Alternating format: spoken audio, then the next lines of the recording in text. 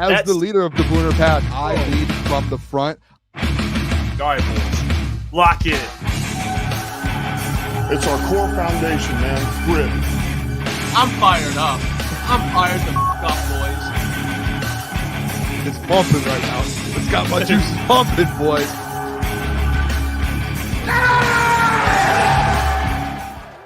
Welcome, everyone, to Crunch Time Sports with Jeff, Booner, Lukas, and Gentry. It is Tuesday, October 22nd, and we got a packed show.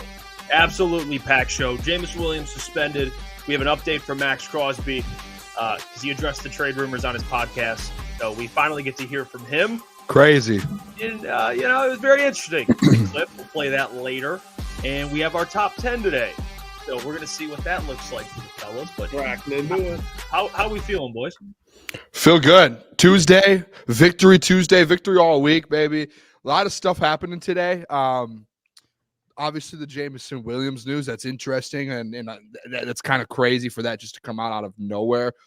So that, obviously, the trade deadline, guys, coming up, and I thought I told you, Jeff, before, I was like, I wouldn't be shocked if we're on air and we just get an alert that Brad Holmes made a trade. So I'm pumped up. Hey, it's going to be a fun show. I'm excited. Hey, the Booner Path is in full force right now, boys. Detroit Lions are the best team in football. We are in full force. We are in the midst of it, or whatever the saying is. It's like just being in the middle of a storm. We are in it. There is no eye of the storm here. We are in it until week 17 and then in the playoffs. I cannot wait. I'm excited. I love this. Yes, sir. Great Tuesday. NBA is back on, fellas. Let's have a little show. Let's have a show. Yeah, NBA is back on. We got some bets in place for it. So, we'll Pistons play tomorrow. Wow, exciting. Yeah. But For you. Yeah, for me. And for Caleb. Shout out to him. But hey, big news. Last night after the show, I'm watching Monday Night Football, and I get a notification on my phone.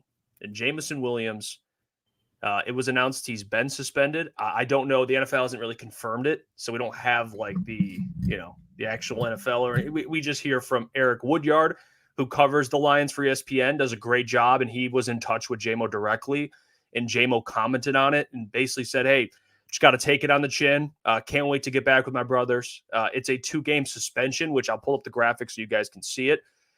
Very unfortunate. We're going to get our kind of thoughts on it, but here's our graphic. Let me make sure I can pull it up here. But not the news I wanted to see last night, if I'm being honest with you. Out of all the things that could have came through my phone, it could have been a trade. It could have been, anything. But we get a Jameson Williams suspension. So here is the graphic that we posted. And he's been suspended 2 games, he's facing a 2-game suspension, by the way. I guess that's the right word because we haven't gotten an official thing, but we'll see how that officially works for basically violating the NFL's performance-enhancing substance policy. So there's going to be like more to it. Again, we to get confirmation from the league itself, but we just know he's facing a 2-game suspension. JMO could potentially appeal. I know people are like, he has not been suspended. Yeah, we know, but you have to still talk about what he's facing at this point. Even though, again, we haven't gotten the confirmation, but Eric Woodyard's a very good source. He was typically if JMO comments on it and said he's going to take this one to the chin, basically, like you would think that there's something with it. Yeah, JMO responded to it. So it's at this point, it's looking more likely. And it's just, and I'd love to get your guys' thoughts on this whole thing. I mean, for me, like I'd be lying if I said I wasn't disappointed or I guess a little down about it. Like a 2-game suspension, you're not going to need them necessarily this week. Again, this is all if it happens. Again, it's just so people don't freak out. He has not been suspended. Let's just go off what we know right now. If this is true, it's a 2-game suspension. Could appeal for 1. That would be ideal because again, him out against the Titans, they can get by. Obviously, the Titans are not very good. They're gonna have Mason Rudolph at quarterback. Like they can get. They're what are they? 11.5-point favorites. Yep, not a big deal. They have that divisional game against the Packers the following week, which is the bigger deal because the Packers are a very good team. And JMO, there's a difference between last year and this year because the first 2 full years JMO's been healthy. He's been technically now. We'll see if this is confirmed. Suspended last year. Suspended for the gambling thing. It is just where he gambled. It was in a I guess a place where you couldn't gamble. It was like a team hotel, whatever the circumstances was. All right. He was out for a quarter of last season. Then he came back, kind of worked his way back into the offense. And this year he's on an absolute tear. He's playing very well. And then, he gets the 2 games, potentially 2 games. It is frustrating. It does stink because last year his role was different than it is this year. This year, he's your wide receiver 2. He has a bigger role. He's more involved in the offense. He's again, someone that's very good. He's second on the team in yards. So it hurts them more this year, even though the suspension potentially is less than it was last year. So, when it comes to Jameson Williams, do we know what the substance is? No, we don't. And that's something that we're going to have to wait and find out exactly what it is. It could be, freaking Adderall for people saying it. Adderall. I don't know what it is. Creatine. I see people talking about. I don't know. But here's the thing. Jameson Williams this year especially is someone that the Lions do count on. He's counted on. He's someone that changes how defenses guard the Lions because of his ability to take the top off. He has a big effect on the game offensively. So he can't, and again, not that he did it with like malicious intent or he did it on purpose. I don't believe he did that, but this cannot happen. If it's 2 games, 1 game, 3 games, I don't care what it is. It just can't happen. Like it doesn't. If you look at the draft class he was a part of or the team he's on now, no one else has had to go through this. Like no one has had 2 suspensions in 2 years. Like, again, is this the end of the world? No, but you can't have this happen. Like whether it's his judgment, maybe lack thereof, or people around him telling him that something was okay to take and he wasn't sure of it. Maybe it was something that had to do with recovery. I don't know what it is. And I don't think it's a significant, it's 2 games at the maximum. It could be 1. So obviously it's not this severe thing that he took, like a performance enhancing drug. It's some substance, but it does stink. And like this to me, again, for JMO being a pro, you could see now with guys like, and I get Amon-Ra as like the poster child, but that is like the definition of be a pro, mature. You never have to worry about Amon-Ra St. Brown when it comes to this stuff. Obviously the suspensions never happen. Like this with JMO, this cannot start. I mean, you're playing for your next contract, my guy. Like you're trying to you're playing for your next contract. You're playing for an extension. Like you can't afford to just get suspended. I don't give a fuck for how long it was. Like this shit just can't happen. So it stinks. Yep. Like they're going to miss him against the Packers if he's actually out. But this is something where JMO's got to look at himself and be like, okay, like, is it me? What is it? Is it the people around me? This team, and Dan Campbell spoke about it in 97-1, and they're like, we're prepared to play without him. Obviously, he can't comment on it because nothing's been really officialized. But this is a guy who's playing for an extension, guys. Like, this is disappointing as a fan, as someone we cover the team. Like, his importance to the roster and to what they do offensively. Like, he can't afford to. This shit just can't happen. So I'm disappointed. It stinks. Hopefully there'll be a time soon, and maybe it's now. Maybe this will wake him up to where JMO's like, okay, I gotta lock in. You can't afford to do this, get suspended for whatever it is, or take substances you're not allowed to take. Like there is, and I listened to Shannon Sharp talk about it, and he put it so well. Like when Shannon played, he said he had a guy that he went to every single time when he was taking substances, or because he works out a lot, and there was always a guy that he could go to and be like, can I take this? Is this allowed? And the guy would be like, well, hold on, don't take it. Let me confirm it. Then you could take it. Like it's that easy. Like you just have someone you can depend on and be like, hey, is this allowed? Is this not allowed? And usually if you have people in your circle that can do that, you're not going to run into these types of problems. Like so it is confusing and it's very unfortunate. And I am disappointed in JMO. You just can't let this happen, especially the role he has this year compared to last year. He's more important. They need him. And moving forward, hopefully this is a learning lesson. And these like maturity, immature question marks or these like tendencies like this, getting suspended goes away because this is someone that the Lions do need. And again, for 2 games, not the end of the world, but just please, JMO, let's lock in. No more of this bullshit because the Lions do need you this year. So it stinks, guys. I'm not gonna lie. When I read the news, very disappointed. I reacted to it live last night. I got more information today. Still don't have a lot, but it is very disappointing. It is disappointing. No doubt about that. Yeah, and honestly, Jeff, the words you use, like what you said there, just being a pro, and there's a lot of people who might, take the stuff with JMO with, you take it as a grain of salt. Like excuse me. We saw Jamo through the offseason from last year with the gambling stuff into the, didn't have the best season last year that you expected, that you wanted out of a top 15 pick. And then you go into the summer and it's all right. He's taken big time steps. Is a pro, all like everything in his life. Everyone's been talking about it all summer in training camp. Like everyone's like, hey man, Jamo's locked in. Like he is ready to go. His knee was back healthy. He's been lifting. Like he's on the jugs machine. Did everything right in the offseason. Jamo did. There is that next step though, to where things like this happen. And if it's like, oh, this is the first occurrence, okay, whatever. Like if this happened to Amon-Ra and Amon-Ra had a substance that he used, and you're like, oh man. But for it to be like, hey, you're 2 years in, right? And 2 straight years you've been suspended. It's nothing at Jamo.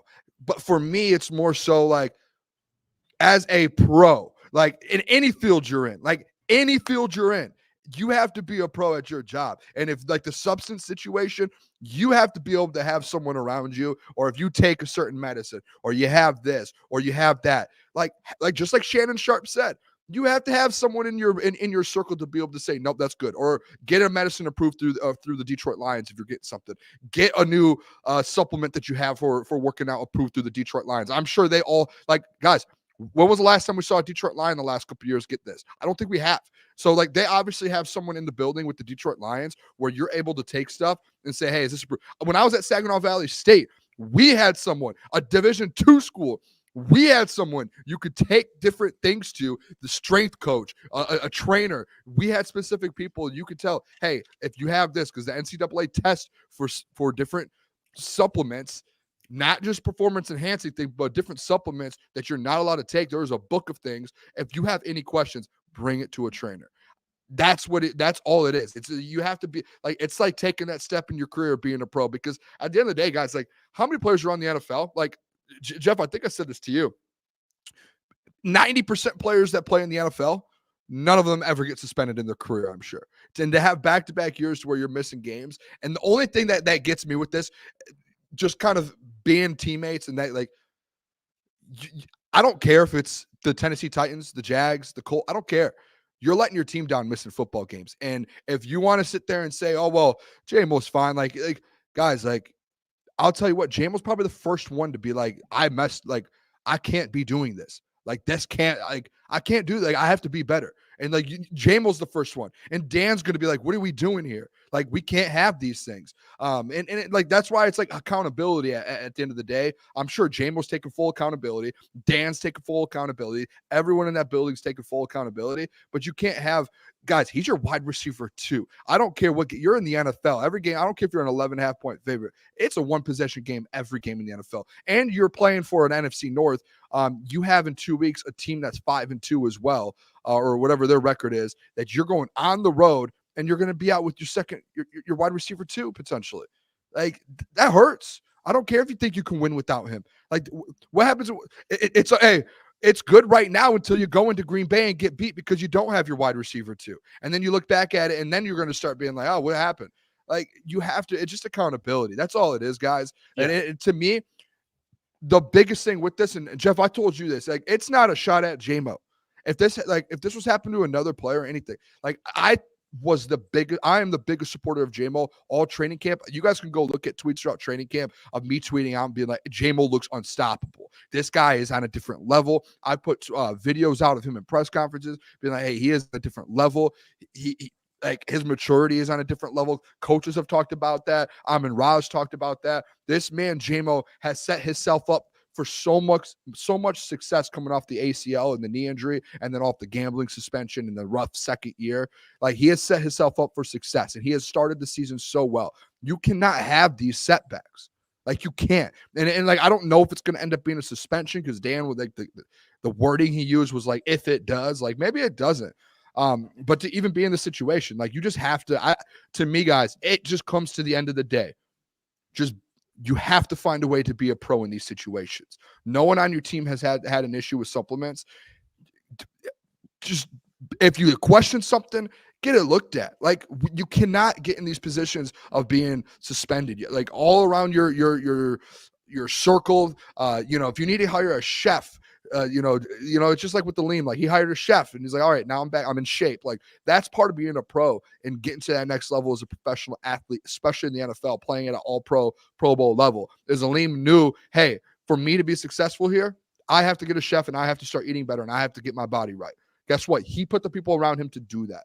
And for JMO, it's just like, hey, I know that, and I know the gambling thing was just such a one-off, but like, hey, let me, as a pro, like when I go into a daily job, guess what I'm doing? Like if I'm working in a certain industry, I have to go get a license for something. Guess what I'm doing? I'm learning all of the rules and taking the test, and I'm learning every single rule behind it, so I can't get sued, or I can't get in trouble, or I can't, like, you know what I mean? I'm not at fault, and I'm doing everything by the book.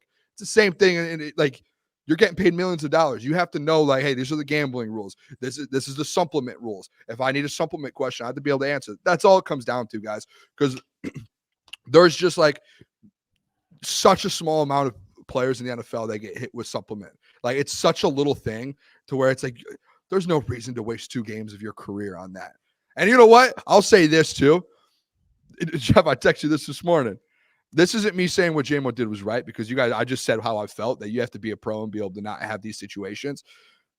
NFL could look into just giving the man his 2 games back from last year, because he did serve 2 extra games last year. Just want to throw that out there. He messed up and he broke a rule. If you broke a rule, you should serve it.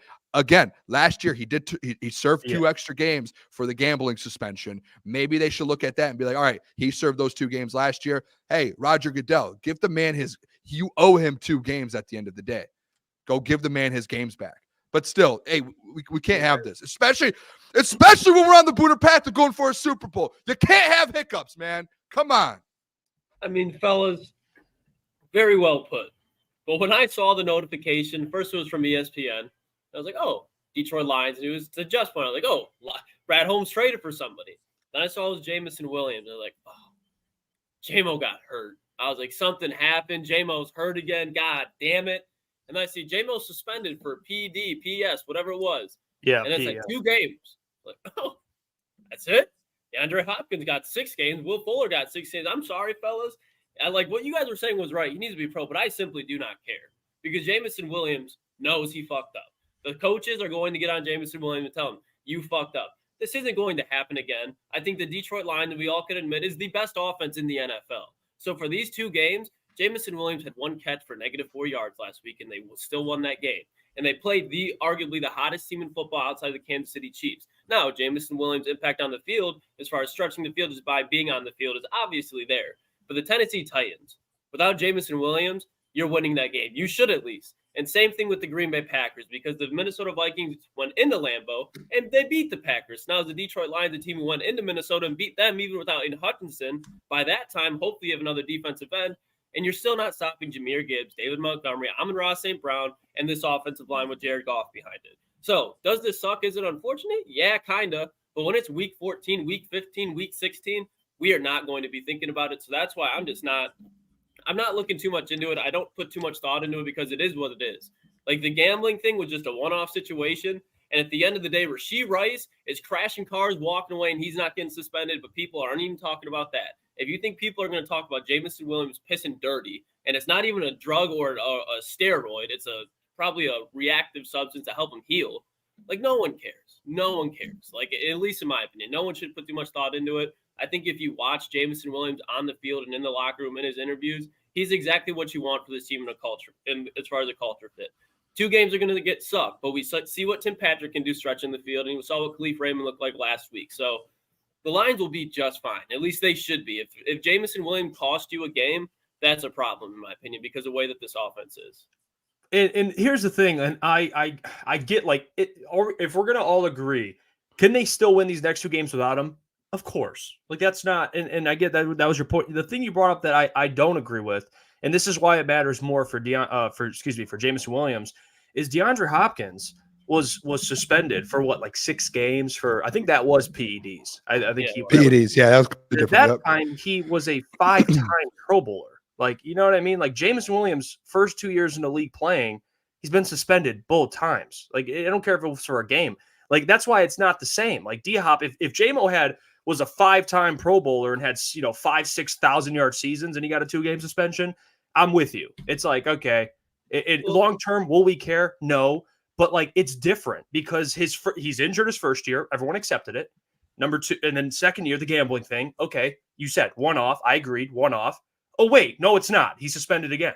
Like it's not a one off. He got suspended again for 2 games potentially. That's where I'm coming from with it. Like I get your point, but like D Hop had a resume. Like Jamel's trying to build a resume. And he got exactly suspended. why I could care less, though, because it's not DeAndre Hopkins, it's Jameson Williams. It's not a 5-time Pro Bowler. It's not an All-Pro. It's Jameson Williams, and that's not even a knock. But it's the wide receiver 2 on this offense, which is a run-first offense set up by play action. You still have Sam Laporta, Amon-Ra St. Brown, and the company with them. So when I look at that, that's why me personally, I just don't really care about it because it's one of those things where it's not that big of a deal long-term. Like if I don't think, one, that this 2-game suspension is going to make or break his contract talks because that's going to be another 2 seasons. And if he's putting up the numbers that he is, you re-sign him because Jameson Williams is not a guy that's like a Josh Gordon where he's constantly popping positive for weed and drugs that he shouldn't be taking consistently. Like it's one of those things where it's okay. Now he's got to learn. Like, okay, yeah, maybe he's a lot more immature than some of the players in his draft class, but I don't think Jameson Williams is just some immature. And I'm not saying you guys are saying this. He's not at all. He's the far. Like Jameson Williams went to Alabama.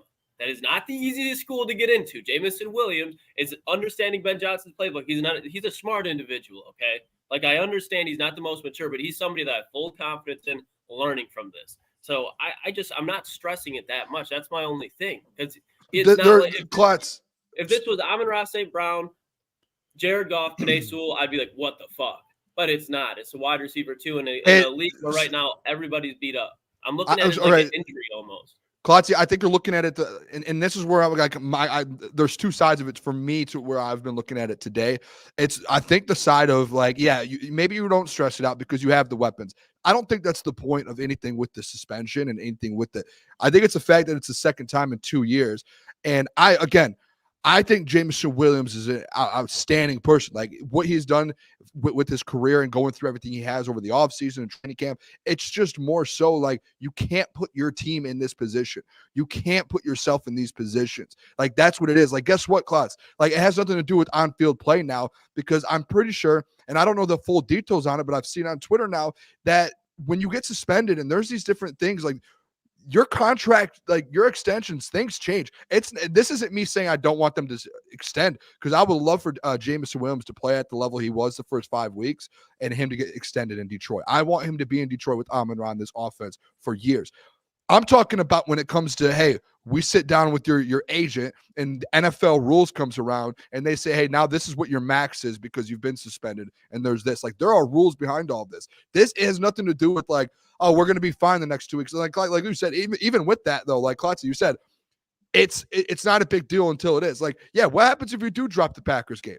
Like the Titans game is fine, whatever. Like you're 11.5 point favorites. You're going to be probably it's either an underdog or a 2-point favorite, 3-point favorite in Green Bay versus a really good Packers team. You're telling me Jameson Williams, as much as you're saying like he's your wide receiver too and how good he is, that's an impact. Like that's an impact. So like you're putting your team in a position where you have a less like percentage chance of winning a football game in 2 weeks.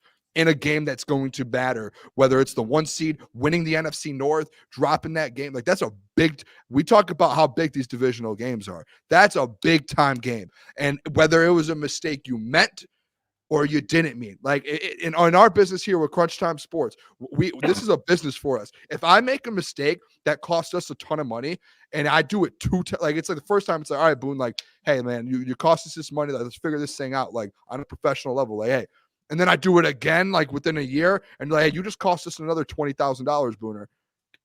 You guys are gonna be like, hey, what's going on? Like, this is like, oh no, you're all good, Booner. You perform on there, like you put up reels that do numbers. Like, no, no, it's just like, Booner, you cost us $100,000 over the last year. It's like, no, like, and again, it comes down to, what are they gonna do in the 2 games if they don't have him? But again, it's just like being a pro. You have to look at that and be like, okay, we're in year 3 right now, haven't played a full season, and 2 of the seasons, it's not an injury. It was on a, whether I meant to do the gambling thing. And you guys know me. I talked to you guys this morning. I'm all for JMO. Like I was arguing the opposite side for a little bit, but like, did I mean to do the gambling thing? Did I mean to take a supplement or just take a Dayquil or whatever I can? No, obviously, like, dude, like JMO's not a bad person. but you just have to surround yourself with like take your stuff to the Lions, take your stuff to your trainers, to strength coaches. Can I take this? Can I do this? Like learn the gambling rules, like all of that. Like, man, I love JMO, dude. Like I want him to extend here, but you can't have these mistakes. Like if this was another player and had if this was a practice squad player and had 2 suspensions in 2 years, Dan Campbell's kicking this man off the football team. Like who is you know what I'm saying? Like these are things where it's like, hey, you have to figure this out. And I don't think he should be suspended for it, because I don't think if it's a Dayquil or something, like what are we doing here, NFL? Like let's break this down, talk to JMO. Hey, what was it? What happened? Where did this go? Is this really worth 2 games? Probably not. Yeah. But man, you just have to be able to be a pro. Like that's where it's like, if I mess up in my real world job, if I mess up here on this and like cost us $50,000, that's a problem, man. Like that Packers game is such a big game when it comes down to the NFC North. That could be a make or break game. When you play the Vikings and the Packers and the Bears this year, those are make or break games, man. And to be out, I think JMO is one of the best weapons, second best, third best weapon on this team. To potentially be without JMO at Lambeau Field, that for me, I'm like, man, like you take away so much, you open up so much on the field. The thing, and the thing I want to make sure I get very clear here is, and I see people in the chat going at it, and there's 2 sides. There's probably a crowd out there that has been out on JMO, and they're trying to look for something to kind of fit the narrative of, he's a bust, and this is why he stinks, and this is further proof why he should, they should let him walk. There's like that crowd, and then there's the crowd that he cannot do no wrong and he's absolved from any blame whatsoever. We have to find like a middle ground. Like we don't have to, like Booner, you don't even have to say you've been defending. People who watch the show know we all like JMO. I think we were one of the bigger JMO stand shows in Detroit. Yeah, but the fact that that has to be reminded is like sad. Like we have to remind everyone, like, oh, we love JMO. No, fuck that. There comes a time where there has to be accountability. I don't give a shit what it was. If it was Dayquil, he's still at fault. Like, no better. I'd run it by someone. Like, that's why. And I get like the examples, like, and I saw people, and you brought it up too, Lucas, the Josh Gordon. Like, there are, yes, anytime someone does something, there's always an more extreme example. That's not like, he's not Josh Gordon. Okay, obviously. He's not Kareem Hunt. He's not Rashee Rice. Like, he's not that's like the extreme. So if we're going to use the extreme to compare, that's like, I wouldn't necessarily do that. He's not a terrible human. Number one, he's not someone that has a bad heart. He's not a piece of shit. He's not like people would classify like Deshaun Watson is. He's not that, but he fucked up. He made a mistake. Like, and I get last year, everyone can just forget and be like, it was stupid. I was with one of those people. We all agree, dumb. It happened. He was suspended. This year, he's suspended. So that's where I'm coming from. It's just unfortunate, like for a guy like JMO, you got to know better. This team depends on you now. And for people, and I'm not trying to. This isn't towards you, Klotz, but if there's people that are like, it's all good, they'll be fine. You're kind of discrediting how good JMO is. To be honest, like if you think JMO's that good, you should be more upset. Like the Packers game, you needed a JMO for that game. The case whatsoever. I think when I say I'm not worried, it's because when you look at like the players that you previously mentioned, and we all agree that Jameson Williams is not that. Did he fuck up? Yes, absolutely. I'm not saying they didn't fuck up. Does it need to be fixed? Absolutely. But I have full faith that it will be fixed. So when you talk about these games and just head to head, like Tennessee Titans with Mason Rudolph, we don't need to talk about that even more. But the Green Bay Packers on the road, that was, at least for me, that was a game that I have the Detroit Lions losing with Aiden Hutchinson and Jameson Williams. So for me, when I look at it, I think they kind of stole away a game against Minnesota. Like, not saying they shouldn't have won that game. That's a game that when you go head to head, Minnesota Vikings probably should have won, especially being at home. So if the Detroit Lions drop a game against Green Bay, I have full confidence, and I'm not saying that you guys don't, but everything will be still on track. And especially, I think by that time, at least in Green Bay, hopefully, they get an edge rusher, and I do think that they still have a very good chance winning without it. I agree with your point that it hurts not having Jameson Williams, but I still think you put Amon-Ra St. Brown, Penei Sewell, Jahmyr Gibbs, David Montgomery, Jared Goff, and against anybody, there's going to be a very good chance to win that game. So that's why I'm not stressing, and that's why I kind of disagreed when you brought up the DeAndre Hopkins thing, because you're not relying on Jameson Williams like DeAndre Hopkins. Jameson Williams is a big part of this team, but he's not a leader. He's not a guy that you look to when things go wrong, you're like, okay, JMO, make a play. You want him to do that, but he hasn't shown that yet. So in these big games, I expect Khalif Raymond to make plays when he's had to, because if you go back and since Khalif Raymond's been with Detroit, he's made plays against the Packers. Jared Goff plays good against the Packers. I just have full faith, and I don't think it's going to be something that shakes up the rest of this season. So that's why you guys are right. Like, accountability needs to be held, but it's going to be. So that's why I'm just like, okay. But again, like you said, Klotz, it's going to be, but like this happened 12 months ago when he had a 6-game suspension that went down to a 2, and then 12 months later there's another one, and it's like he just has to get the right sort resources around him, and yet, like, that's the part of becoming a pro, to where, like, what happens, like, all right, come down the stretch of football, if another 2-game suspension pops up and you're like, okay, now we're like week 16, 17, and another one popped up here, and now you're sitting there and you're like, well, I didn't think that was going to happen because we said last time it was going to get cleared, but the first time we said it was going to get cleared, now the second time. Like, that's just with me. Like, hey, if JMO needs someone to test his stuff, I'll step up and do it. Yeah, I don't want JMO. Like, I want to help him be able to move forward. Like, I don't want JMO to be suspended. Like, this guy, he's a good dude. He's a great player. Honestly, at the end of the day, guys, to me, it has nothing to do with the person he is. It's like, be a pro. Like, just be a professional when it comes to your profession. Like, that's how I look at this. And it's like how many players on this Lions team have been suspended in the last 2 years outside of the gambling stuff last year? Like, there was all those guys, but I'm saying multiple times now. Like, there's been no supplement issues on this team since Dan Campbell's been in there that I can remember. So it's like that's such a one-off to where, like, why did this happen to JMO? To be fair, the other 2 that got suspended with him are no longer on the team. Oh, they were off the team instantly. Yeah. So like, and JMO's, he's talented, so you can get away with a lot of that stuff, but it just stinks. Like, and with the contract extension, I wonder. This is my question for him. What's Brad's interpretation of all this? Like, when it comes to extending him, like that's because you got to think, first 3 years he misses his entire first year, which everyone accepted. Like, that was fine. Second year, you get suspended for a quarter of the season, whatever it was. Second year, third year, he's playing well, suspended. Like, does Brad think to himself, like, love him, great player? Is he someone that we can depend on to be available? Like, I don't know. I'm curious, because if he does extend JMO, he checks, like, the character. Obviously, he's a great guy. Like, no one's coming at him as a human. He's not a terrible human being or anything like that. But in terms of just making these dumb mistakes, like, that's all it is. Yeah. Where I'm coming from, guys, and we'll move on here. I wanted to make sure that there is accountability. Like, and I get, like, Lions players and Lions fans, but we have to look at it like, okay, and you already said it, Klotz, and you said it, Booner, so we're all on the same page.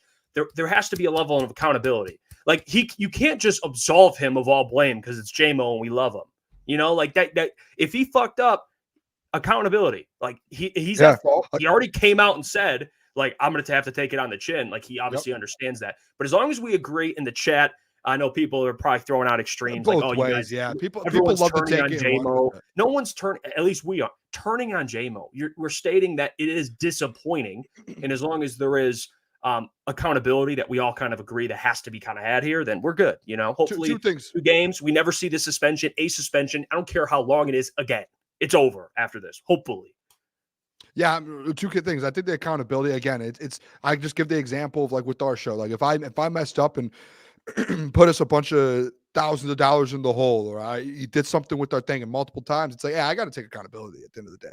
Like, you guys would be like, Booner, you're not doing this. But yeah, I have to take the accountability and step and be like, yep, that's on me. I'll be better, but I need to figure out a way to fix it. And if I'm not fixing it and it keeps happening, okay, then what are we doing here? And 2, and Jeff, through the contract conversation, I don't think personally it affects how Brad Holmes looks at the contract. Like, obviously it is a situation to where they're going to have internal conversations like, hey, what do we need to do to fix these things? Because we can't keep having this. But I do think when the talent comes to it and what he can do and what he did week 1 through 5 or 6, like, it's obvious, like, you're going to want to keep him in the building. The only thing, again, I'll say it with the contract, there are things within the NFL about how much money and max contracts and things you can do that get affected by suspensions and different things like that. I wish I would have saved a tweet. It was one of our beat writers had put something out about how it potentially could affect his contract extension, whether it's a 5th-year option or it's getting that contract, getting extended. So there are ramifications to it. So that's, like, the other side of things that people need, like, you need to think about. I think that he's going to, like, I would still extend him. Now, if it happens this 3rd and 4th time, you're like, okay, maybe not. But after that, I'm still bringing the man back. Like Jameson Williams, a playmaker, and he opens a lot on your offense. It's just like he's losing money because of those types of, like, if you put the right resources around you to not have these things happen, you're gonna get way more money in the future because of it. Like you're not gonna have to run into these issues and deal with this stuff. So, and that's all it is. No one's like abandoning JMO. It's just stating a Far fact, from it. which is he messed up. Take accountability. He did. And I'm not saying accountability like JMO for himself. Like he already took accountability with himself. I'm asking for fans. Like, let's have some accountability here. Let's not absolve him from all blame. Like, he can never do no wrong. This is on the NFL, not on JMO. No, it's on JMO. Like he tested, he was positive for the substance. Like, it's not the NFL's fault they test. And they test twice, by the way. So it's once and then they test again just to confirm. And we'll see what happens with it. But that's all it is, guys. I mean, honestly, no one's jumping off the JMO bandwagon like the guy stinks all of a sudden. He's a very good player. Lions need him. That's why it hurts. I mean, if it was the wide receiver 5, like when Quintez Cephas was, remember when he took the gambling? You love him. No one gave a damn. I mean, it was all JMO. The Quintez Cephas catch. I mean, no one cared about Quintez Cephas. It's about JMO because of how valuable he is. That's all. Dude, it shows how much we do like JMO and we think highly of him. Like, if you're not upset about it and being like, man, I want JMO on the field. I don't care who we're playing. I want the man on the field. So I'm like, what are we doing here? Figure a way to stay on the field. Like, I want you to be playing versus the Green Bay Packers. Look at their secondary. We're going to need every single weapon that we can. We need to open the field up with your deep threat. We need to have everything we can to go on the road in Lambeau, one of the harder places to play in the NFL, and go and have you there to be able to do that. Like, it has nothing to do with me. Like, none of us, not like I love JMO. Like, I think he's a great, like, that's what it comes down to. I mean, look at the Adam just coming at look at the sketch thing. I mean, you can't just trying to beat the sketch allegations. That's well, hey, we got this video, by the way. Maxx Crosby went on his podcast, The Rush. I like that this name, is The Rush, something with Maxx Crosby, and he talked about the trade rumors. We might have the door might be door might be closed, the door might be open. We're about to find out which one it is, because we know on this channel we've been putting in OT. We've been putting in OT to try and get Maxx Crosby everything. Here. Here's what Maxx Crosby had to say addressing the trade rumors. You can go listen to the full podcast. He talked about it like more in depth, but this is like the best minute and a half. But here's Maxx Crosby on the trade. Oh, and by the way, this is brought to you guys by BetUS. So big shout out to them. You can get the lines in this weekend for the Lions game. By the way, Max, hey, that's me. That's me. I've been doing that shit. So you know what, Max? I will, guys. Yeah, by the way, you know what? I will say this, boys. The train. All right, we're all the Crunch Time Sports community, and Klotzy, Booner, Gentry, Caleb. We have shifted our focus away from Max. Bring me Myles Garrett. All right. We didn't have this meeting. We didn't have this. Yeah. I didn't have this. I wasn't in the production meeting. We're moving away from Max. The people, we're going after Myles Garrett. Bring him home. That's our new guy now. All right. Hey, I still think, and this might be the delusional in me. You could switch to Myles Garrett. I'm all in with the Myles Garrett thing. I'm all in. I think that's very possible because they're 1-6. I'm still in on the Maxx Crosby thing. I know he has to say what he has to say, and he's a pro. He knows how to go about being like, hey, I'm a Raider. I want to be a Raider. Like, he knows how to approach all of this. I don't think it's still an outside chance of Maxx Crosby. I think he just said what he needed to say, and he knows like this thing might still get blown up. At some point in this interview, he says, I can't control the business. So if something does happen, he can't. So the Raiders tomorrow could be like, yeah, we're pulling the plug on this. Like, we need picks, and Max is gone. And I'm sure Detroit's the first place he'd be like, I want to go there. So hey, and I do feel a little responsible as a show, and me as well, putting out the clip of him saying that, and it kind of blew up. It went viral, and I'll push that out there. So I apologize, Max. That could be on me. He did see our jersey edit, so He did. Crunch Time, we did our part. Like, he recognized and noticed what we were doing. The doc gave us a task. Go get Maxx Crosby. I felt like we did everything we could. Lions fans were fighting. They were He fighting. saw the video. He saw the graphic, like everything we could. If it happens, it happens. Like again, I said from the jump with the Maxx Crosby stuff, and same with Myles Garrett. It's such a far off situation to where like it probably won't happen. But if it does, and if there's a chance, like let's fight for it and let's get it. Because I want to go. Like, listen, the Booner path would be way like, hey, the Booner path's going to the Super Bowl one way or another.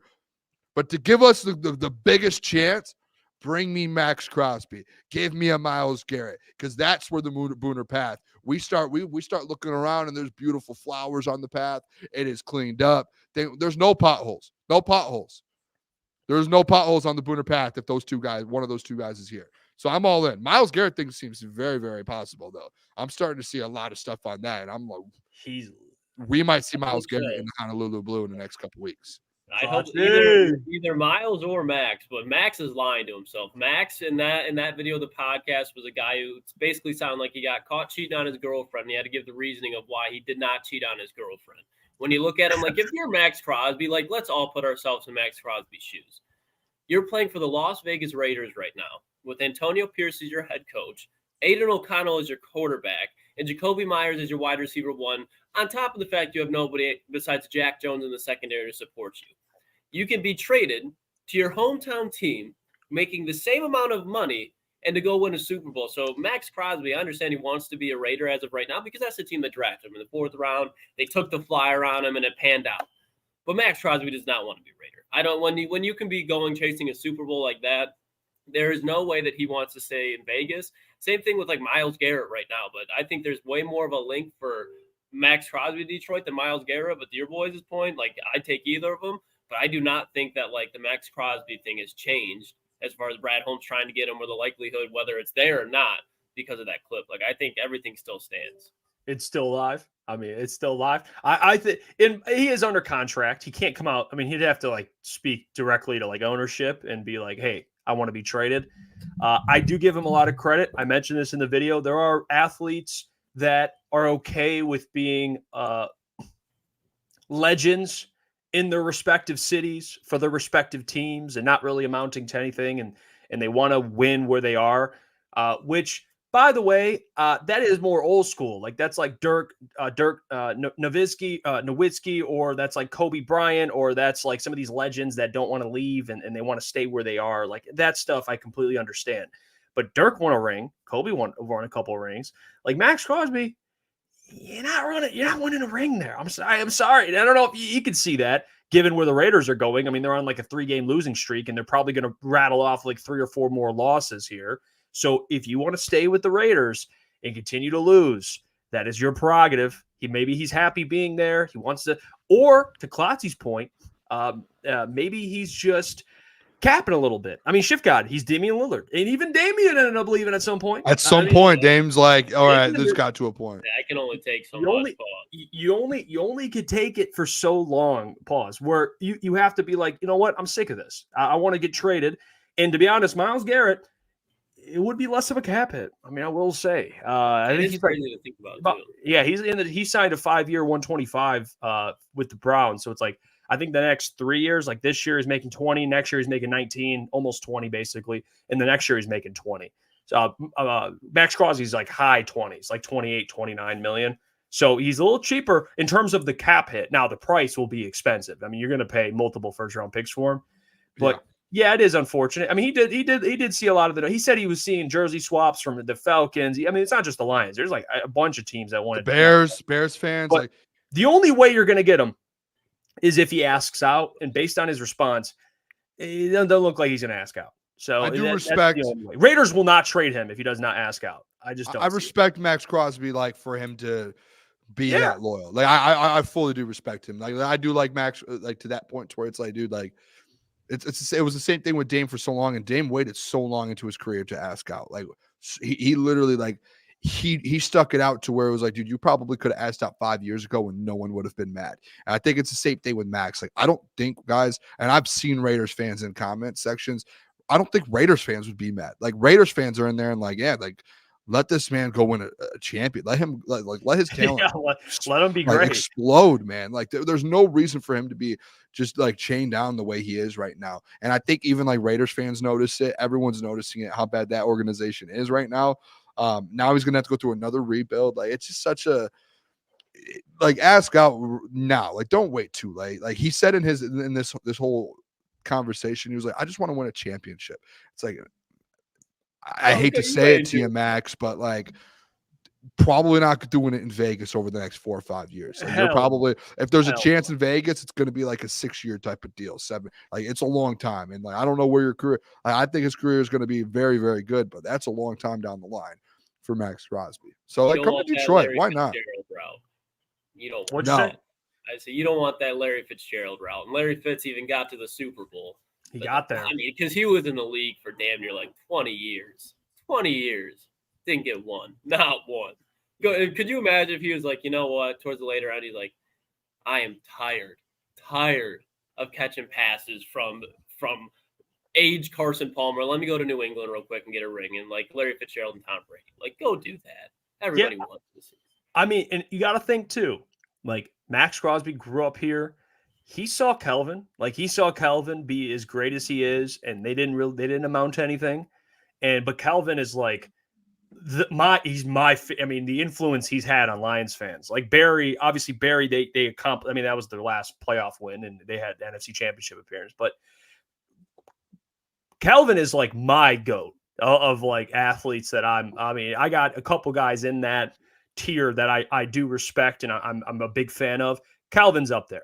So he's had to see Kelvin, and he's thinking, man, like there is, and to Booner's point, like you do respect that, you know, like I Kelvin not leaving, we have a different perspective because we're like, yes, Kelvin never left.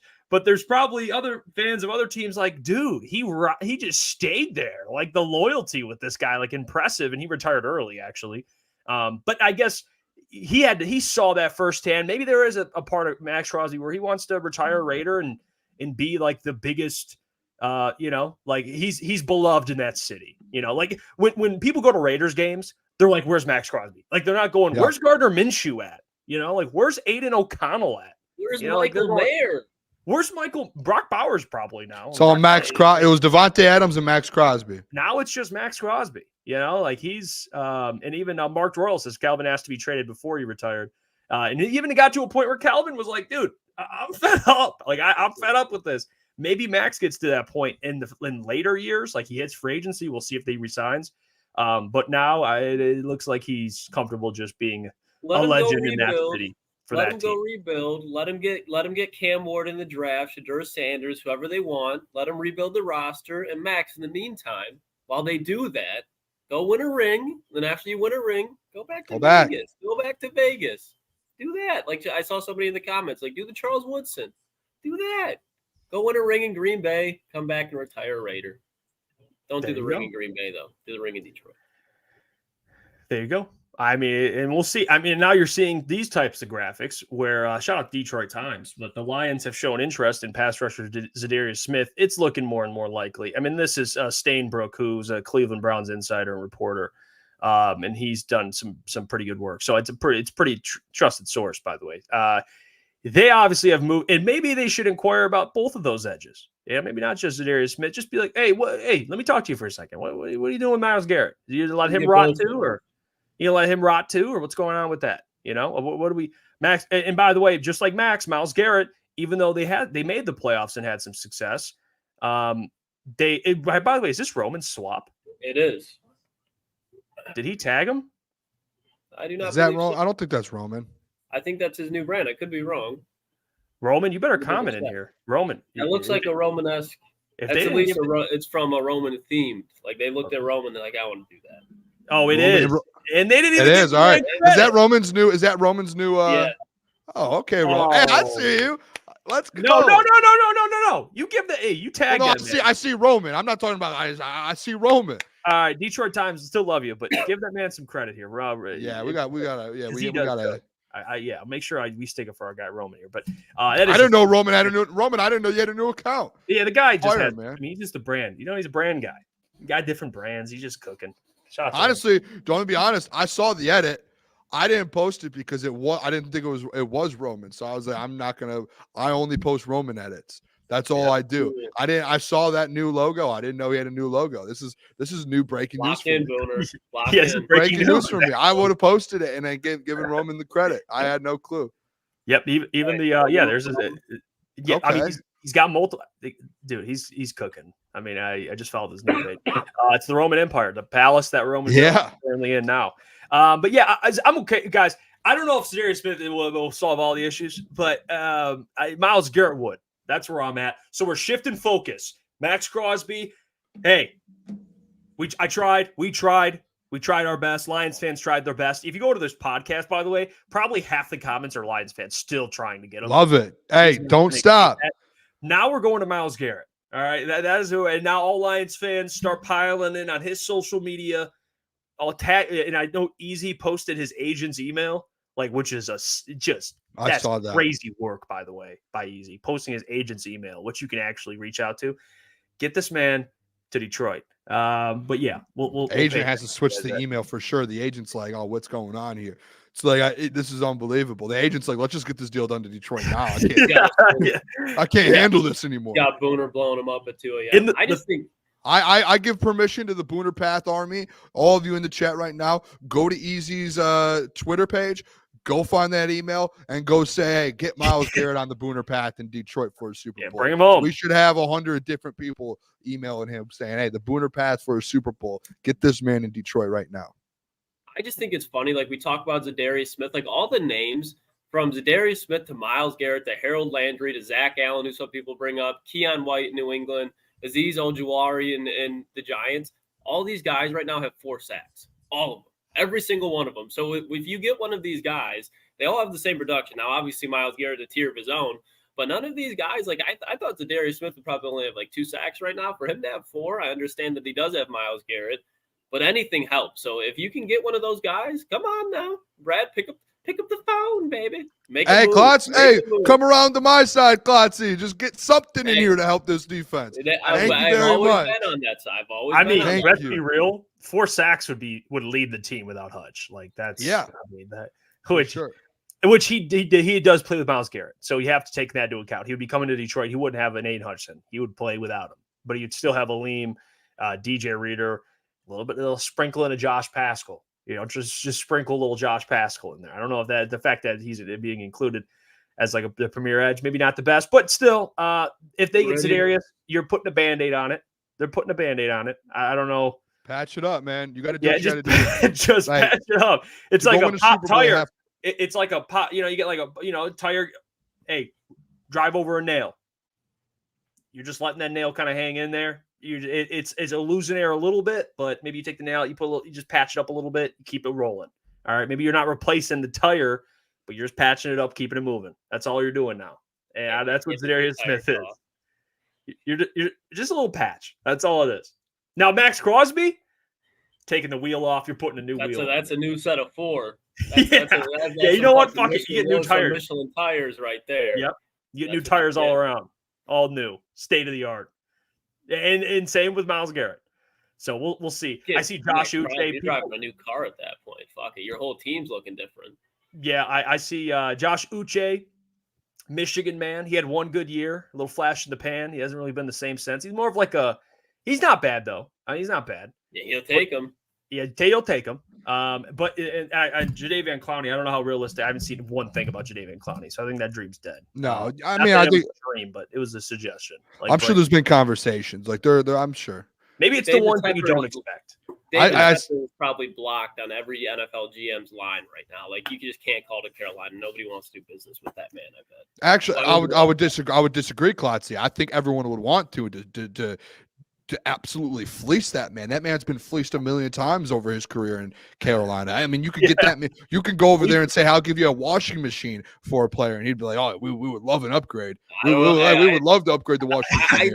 I think those are the owners that you want to do business with. Is the David Teppers? You want to fleece the guys that have no clue what they're doing inside of their own building. I think he's too senile to even be fleeced at this point. I just don't think a move will be made. Dude, he just got fleeced a year ago for Bryce Young. He's Or- not. or- or But for that's Caleb what I'm saying. Williams. He's just done. He's burnt out. He's got nothing left. I mean, Dan will join 97.1 today, and Al Karsten, shout out to him. He tweeted this out. Dan Campbell seemed confident on his 97.1 interview that the Lions would acquire a complimentary pass rusher. I love the quotes on that one, which doesn't sound like a blockbuster trade by any means. He confirmed that Brad Holmes has had him look into some things in reference to player background / film. I still think you can look. I still, even with that comment, like complimentary guys, like you can even say like Myles Garrett compliments his defensive line, like any player. Like Dan literally a week ago, real quick, he doesn't. He compliments. No, but you don't refer to him as a complimentary piece. He compliments any defensive line. Guys, a week ago he went on 97.1 and said, "Oh, we're just looking for a role type of guy," and then he had to confirm and be like, "Actually, no." Like someone asked him, like, "What do you mean by a role guy?" And he's like, "Oh, I guess I didn't mean that way. I just meant a guy to come in and help like instantly." So it's like Dan. I don't know. Like I don't think that was Dan being like, "Yeah, we're just gonna go get a 2-set guy. We'll be good." No, like I still think. If Brad last year called for Chase Young and Danielle Hunter, and last year wasn't in the situation you're in now, I guarantee you Brad has called for Maxx Crosby and Myles Garrett. I would put a guarantee on it. The verbiage, I didn't like the verbiage. I don't know that. I'm curious if he means like by using that. I mean, you're talking about like a big time piece. I don't know. Maybe Zadarius Smith in his eyes fits that. We'll see. It's something to pay attention to. Hopefully, maybe one of these days you get a little notification here on the show. We're live pretty late here, so maybe we get some news on the show. Hopefully. How sick would that be? Even if it's a Darius, I mean, I'll take it. I'll take what I can get at this point. I don't know. But to all the people out there that yesterday in our show that were like, oh no, they're fine. They're going to go with who they got. Dan, you just heard from the horse's mouth. I mean, the dude literally just said they're looking for a piece. So that shuts down that narrative of they're just going to chill with who they have, which we absolutely thought was blasphemy. That was even a thought that people were just going to roll with who they have. It's not happening. They're going to acquire someone. Maybe it's not Maxx Crosby. Maybe it's not Myles Garrett, but they're going to get somebody. So I mean, hey guys, the Chicago Bears are out looking for pieces. Their head coach Eberflus went out and he said, "Yeah, we're in trade talks. We're looking for guys to come in, and we're looking to trade for guys." So if the Chicago Bears are looking to add pieces, I'll guess what? When you lose 3 of your top 5 pass rushers, I'll guarantee you what, you're not okay just sitting there. So if you're in the chat right now and you think, "Oh, we could just stay put and we'll be fine," I will love for you. Maybe I would say I'll give you a number you can call and leave a voicemail and tell me why or something. I don't know. I would love to hear your reasoning behind it. I would love to go one-on-one with that. Yeah, I wonder if the Bears, I mean, talking about Zadarius Smith, that's a piece that the Bears would probably want right now. Yeah. He's a fit. That's a guy that you're going to have competition even to try and get him, so something to kind of pay attention to here. All right, boys. Are there actually people who want to stay put? Is this a thing? I mean, we saw it yesterday. People that don't think they'll be just fine if they stay put. I do think you can still win a Super Bowl if you stay. Like if they ended up not doing anything, I still think I'm confident in the Booner path to go win a Super Bowl. If they didn't do anything, it would be, Tyler said it in the chat, irresponsible if Brad Holmes does not make a move. Do I still have confidence? Yeah, I still think they have a good enough offense to beat anyone, any day, anytime. I just think to be able to have, you want the best chance possible, man. And for the Booner path to succeed and to go win a Super Bowl, you have to get something. You can't sit back. I don't know. I mean, we don't got to get too much into it. That's just where I think we disagree. I think they could make a Super Bowl potentially, but as far as winning a Super Bowl, I think that's if you make a Super Bowl, you can win it. But at some point, I think it'd be even struggle in the playoffs. Like at some point, if they don't make a move, that the lack of depth at defensive end, especially at getting to the quarterback, giving this quarterback time, at some point it's going to show us. So we agree, though. You can get to a Super Bowl. Like we agree. Like you're like, Booner, you're wrong. I'm not wrong. I don't give them a chance to win a Super Bowl, dude. If you get to a Super Bowl, you can win the Super Bowl. That's like what are we doing here?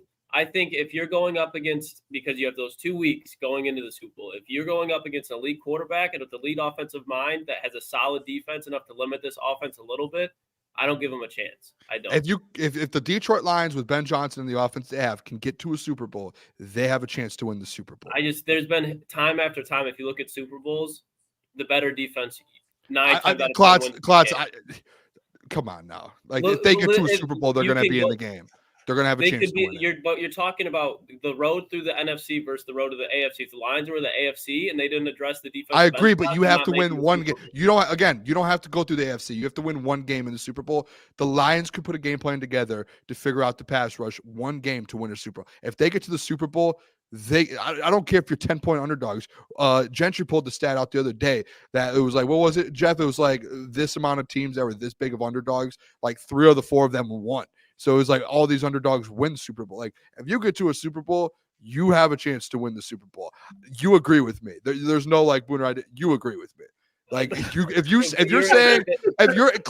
saying I think they can get to a Super Bowl if they didn't make the move, but they're going to lose it. You agree with me because if you get to a Super Bowl, you have a chance to win it. If we pull up all the stats that Jeff made the graphic a while ago, if you look at the defensive lines of all the Super Bowl winning teams and you compared it to the defenses that lost that game, the Detroit Lions would have the worst defensive line in NFL history to win a Super Bowl. And it wouldn't be close. Every single one, though. There's teams in that list that didn't, like the Patriots, but you they had a low points per game allowed, which the Lions have. Yeah. Like they're like top 10. Like you're and I know it's the Patriots with Tom Brady, but again, you have Ben Johnson and Jared Goff. Like you just went up like this offense is the best by far. This is the number 1 offense in the NFL, and then there's a gap right now. Like if you get to a Super Bowl, you're telling me if you got to a Super Bowl, Klotz, which you said you think if they don't, they can get to it, they'll lose it. You're telling me there's a 0% chance of the Detroit Lions winning that. Like that's what you're telling me, and you're saying like there's no chance at all. That's crazy. I don't Lions will never in any game in their under Dan Campbell have a 0% chance of winning. That seems disrespectful. You get what I'm saying, Boone. There's very. I have no confidence in them winning a Super Bowl if they do not address this defensive line room. Could they have a 5% chance? Sure, but are they winning that game? In my opinion, no. Yeah, and that's Booner. You think they will win that game? Lukas, yeah. you think they won't win that game with the defensive line they have currently constructed? I think that's the argument. Like you get to a Super Bowl, you can win it. I don't yeah, like the semantics, like no, but he's saying it's not a chance. Like his opinion, he thinks they will not win. You know, like that's that. There's always a chance, but I get it. Like I don't. I'm less confident. It depends on who the matchup is. I mean, no matter what, you're going to get an elite quarterback, so that's going to be probably with the defense. Stop him. Trevor Nowatzki, I don't care. We'll figure a way out. You better hope Trevor Nowatzki has he better hope he's Super Bowl MVP or Anzalone or Lee McNeil. It's gonna be tough. But hey, speaking of what the Lions look like right now, fellas, we do our top 10 list. I'm curious where you guys have the Lions as opposed to maybe where I have the Lions ranked on this list. I don't know. Every week we get into these chippy little arguments, scrappy little arguments. I am curious which way this goes. Could be more on the friendlier side. Could be a little more controversial, a little more argumentative. I'll go first. I'll go first. I know Booner, you don't like to go first. It's strategic. I get it. I'll go last. Yep, I'll go first. And Klotz, you go next. Our top 10 power rankings, top 10 toxic Tuesday, toxic top 10 Tuesday, whatever you want to call it. It is back. All right. So here. I thought about this list. It's a lot of good teams, pretty good records. So obviously, I think we should have similar teams where they're ranked, but we might have them a little different in order. But you hear me fine? Am I good? A little muffled. Keep talking through it. Probably. Yeah, it'll talk. Okay. All right. My list. I'm interested to see if they're on there. They're not. All right. I was interested to see if the Falcons kept their way on there. Okay. They're not. These are my top 10 teams. Okay. And again, Philadelphia Eagles, they creeped back. They are back. So disrespectful. Oh my gosh. The Philadelphia Eagles are back. No, they're still shaky. They're holding on at 10. They are. Number 9, I have the Washington Commanders. No Jaden Daniels potentially for that Bears matchup. My biggest concern with him staying healthy. You got to stay healthy. So hopefully he comes back in 2 weeks, a week, whatever it is. There's a chance he doesn't play this week. Marcus Mariota had a hell of a game, but I'm still going to put him here even with Marcus Mariota. They're playing pretty well. 8, Pittsburgh Steelers. Russ, who let him cook? All right. Who let Russ cook a little bit, huh? Well, those moon balls he's throwing to George Pickens. Looked good. Russ looked good, man. Yeah, he did look good. And the Steelers, we know what they have defensively. So, hey, got to put them on there as well. 7, the Houston Texans. They lost to the Green Bay Packers. They get bumped down. So they got to go behind the Packers here. All right, the Packers are ahead of them. Packers look very good, even though Jordan Love almost threw like another 2 interceptions on top of his 2 interceptions, which that is something that the Lions might be facing him. He's still giving the ball away, which is a good thing. But the Packers look very good. They do. And they beat a very good team in the Houston Texans without Nico Collins. So Packers are at 6. They're ahead of the Texans. At number 5 of the Minnesota Vikings, they fell. And I will say they fell not because it's not just the loss. It's how bad they were torched defensively. Like, I don't know if this is something. It was a big thing. The run defense. The secondary. And the Lions just ripped them apart. And I don't think they'll be the only team to do that. So I think, I think the Vikings moving forward, not that they're going to fall off a massive cliff, but I think there's time. You're undefeated. It's time for regression. I think the Vikings are going to start to do that. The Buffalo Bills, I have them at 4. I think Amari Cooper makes them that much better. We talked a lot about it in the offseason, Boone, with the weapons they have. They didn't have enough. And now with Amari Cooper, they look good. They finally got a wide receiver 1 for Josh Allen, Dalton Kincaid, James Cook. They have a pretty good offense now, and defensively, they look way better than I thought. So they're at 4. Number 3, the Baltimore Ravens. They dominated the Tampa Bay Buccaneers. I don't care what the final score was. You watched that game. It was an ass whooping. I mean, they absolutely destroyed the Tampa Bay Buccaneers, and they look very good. Lamar Jackson, MVP right now. He's the MVP.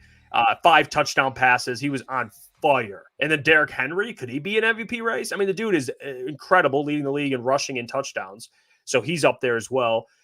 I have the Lions at 2. Okay. Have them at 2. Here's why. Very good team. Elite team, shall I say. Tell you why I'm wrong. Offensive team. Defensively, wasn't happy. I wasn't completely happy. I thought they showed flashes. They had key stops late in the game and early in the game. They had some good stops. But Sam Darnold had 4 incompletions. I mean, it can't happen. I'm not too confident in what this defensive line looks without Hutch, based on what I saw against the Vikings, and that does worry me a little bit. So moving forward, I can't put them 1 because of that concern. But you could say, well, the Chiefs and they're struggling. Patrick Mahomes is struggling. Guys, they beat a 49ers team. And say what you want about the record. Oh, yeah, the 49ers team. Go ahead, finish. With who? Kyle Shanahan, Brock Purdy. All right, that's all I need. In the defense, they still got defensive players. They still got Nick Bosa. Yeah, they do. They still got Fred Warner. Though. You got to be able to put up points. They did put up points. Okay, but by the way, they still got your guy, Fred Warner. Very good defensive player, I was told. Oh, yeah. He got ripped. All right. So good win by the Chiefs. They're undefeated. And the reason why I'm going to give the edge of the Chiefs here, boys, I know this is lazy. Patrick Mahomes, Andy Reid, and Steve Spagnuolo. That's exactly what it is. You're giving me an undefeated team, the best defense in the league, and you have the best quarterback in the league, and you have the best head coach in the league. Even though it doesn't look pretty, like we always say with the Lions, we have to be consistent. It's hard to win in the NFL. And they're winning. Are you trying to? Was that like a shot at me, like the way I talk? That felt like we all say that. Okay, I was like, what's going on here? We all say it, and it applies also to the Chiefs. Got to be consistent. The Chiefs, 6-0, undefeated. I think they're the best team in the league right now, despite how bad the Chiefs have played. And they beat some very good teams. I mean, ETN just put it in there, but he already beat me to it. Ravens, Bengals, Falcons, Chargers, 49ers. Ain't a bad resume. Okay, not a bad resume. Yeah, I'm going to leave the Chiefs at 1. I'm going to leave the Chiefs at 1, but that's my top 10. All right. I mean, we don't really have to say much. We can just move to the next list. Just keep going. They didn't like it. I want to say this, like, just with your list, the only thing, and obviously I don't want to give away who I have on there. The Chiefs thing is interesting to me. Oh my gosh. Let's just put Klotzy's lids up. I mean, this man needs to. I you know what? I almost want to just remove myself for the next 5 minutes of the show. Klotzy, talk to me. They're not even the second best team in the NFL right now. This is like they moved. They moved up one, though. They were at 4 last week. They're moving up one. But let's start it off. This is Right now, the unbelievable. Pittsburgh Steelers and Philadelphia Eagles had a hard time between those two just because I love nothing about either team. I don't love their offenses. I don't love their defenses. So you can rearrange those however you want. Houston Texans, man, they dropped because they were in the top 5 range for me. But seeing how their offense just looks, how C.J. Stroud, he just looks a step off without Nico Collins. I understand they put 41 in Foxborough up, but no, that offense right now is in shambles without him. Joe Mixon looks good, but for them to win games, they need Nico Collins, it looks like. 7, the Washington Commanders. I think right now they lost Jaden Daniels, so that does hurt them, but they still look really fucking good with Marcus Mariota. I just think that's a very well-cohesive team. 6, the Buffalo Bills. Want to put them top 5 because I love the Amari Cooper move, but then you got to remember what Baltimore did to him a couple weeks ago.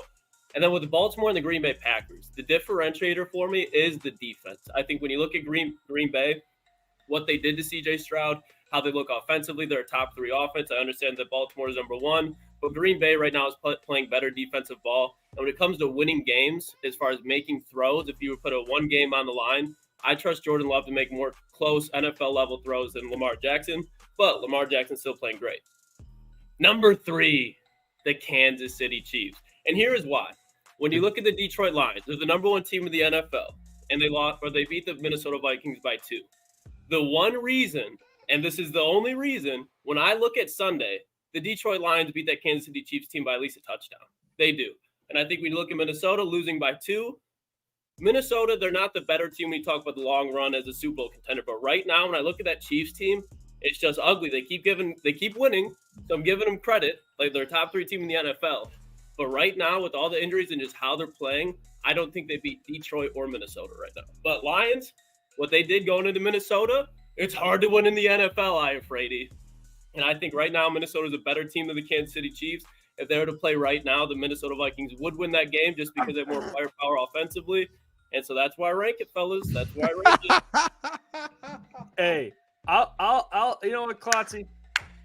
Here's the problem with this, okay? And here's where I'm a little, you know what? To your point, all right, you said if the Vikings played the Chiefs, I'll tell you this. Vikings aren't scoring more than 17 on the Chiefs. So we have to figure this out. So what? Okay, they just aren't. So when we look at it in terms of matchups, you saw the Chiefs against the 49ers just disrespect. They had Carson Wentz in the backfield. I mean, they're having fun. They're having fun. Was shot like a month ago trying to get open on Trent McDuffie. They didn't even have Jawan Jennings. They didn't have Brandon Ayuk. They didn't have Deebo Samuel. And so you're hurting them because they won? Like they took care of business.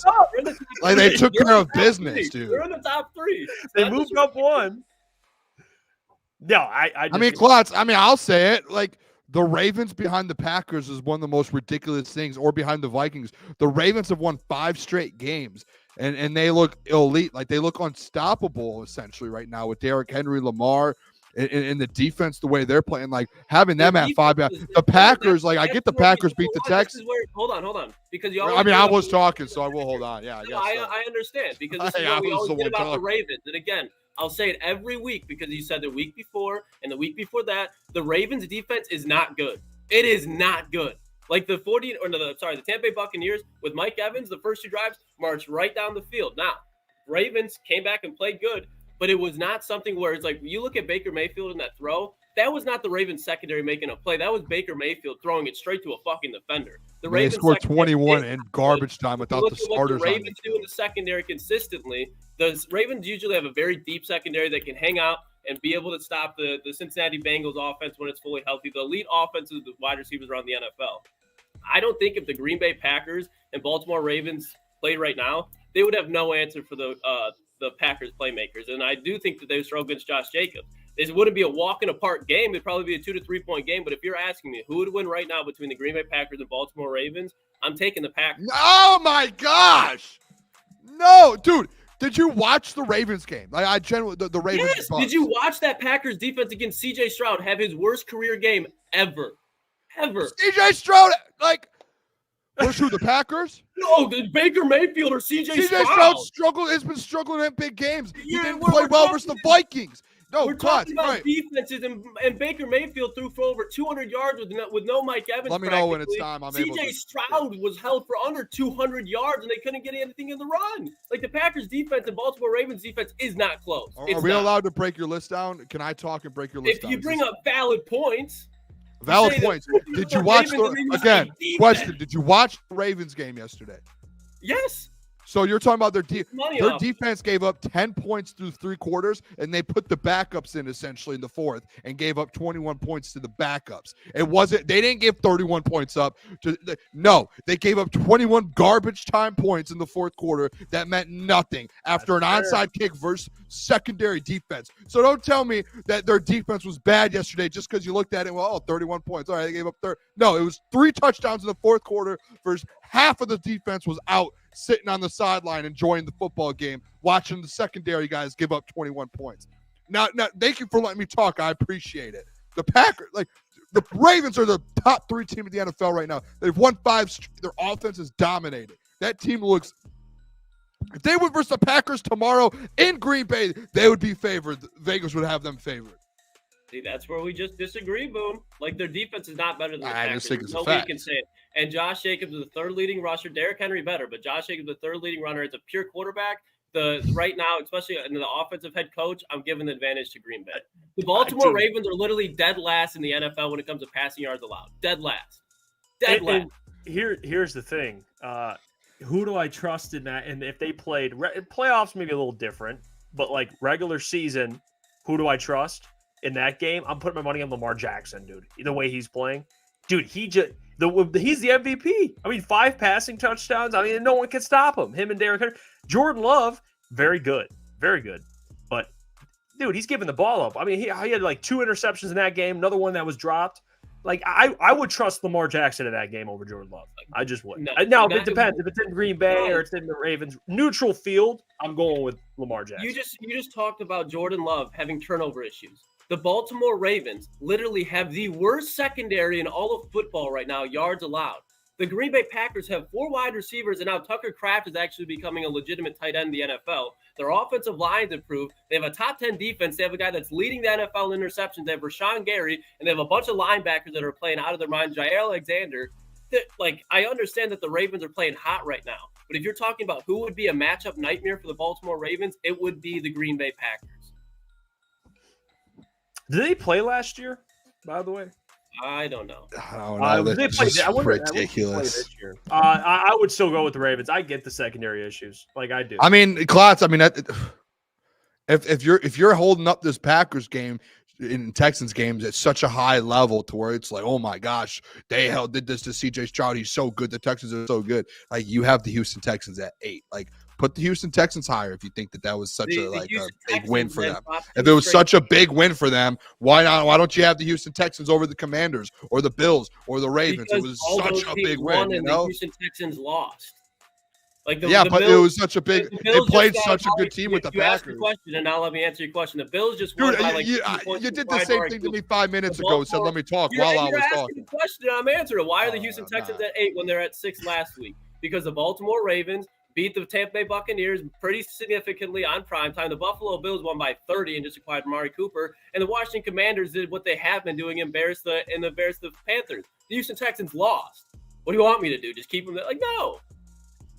Yeah, my problem isn't as much as with Packers Baltimore, even though I disagree with you. My problem is the Vikings. Vikings at 2 is ridiculous. That is why over the Chiefs. Do we think that the Detroit Lions are the best team in the NFL? I know you think the Chiefs are. Yeah. But Detroit Lions, the best team in the NFL. At least have them at 3 or 4. Came down to the last second. The last second. I don't think the Detroit Lions and Kansas City Chiefs would come down to the last second, even if it was an Arrowhead. I think it would be a touchdown, probably even if it was a field goal game. Like, it would be something that was resolved like earlier on. Like, the Detroit Lions and Minnesota Vikings came down to the last second. I view the Detroit Lions as the best team in the NFL. So yes, the Minnesota Vikings are a 1-loss team, and the Kansas City Chiefs are undefeated. But the Minnesota Vikings would give the best team in the NFL a better run for their money than the Chiefs would at this point. They just, like, the Vikings don't have the matchup advantage anywhere. I mean, but that's important.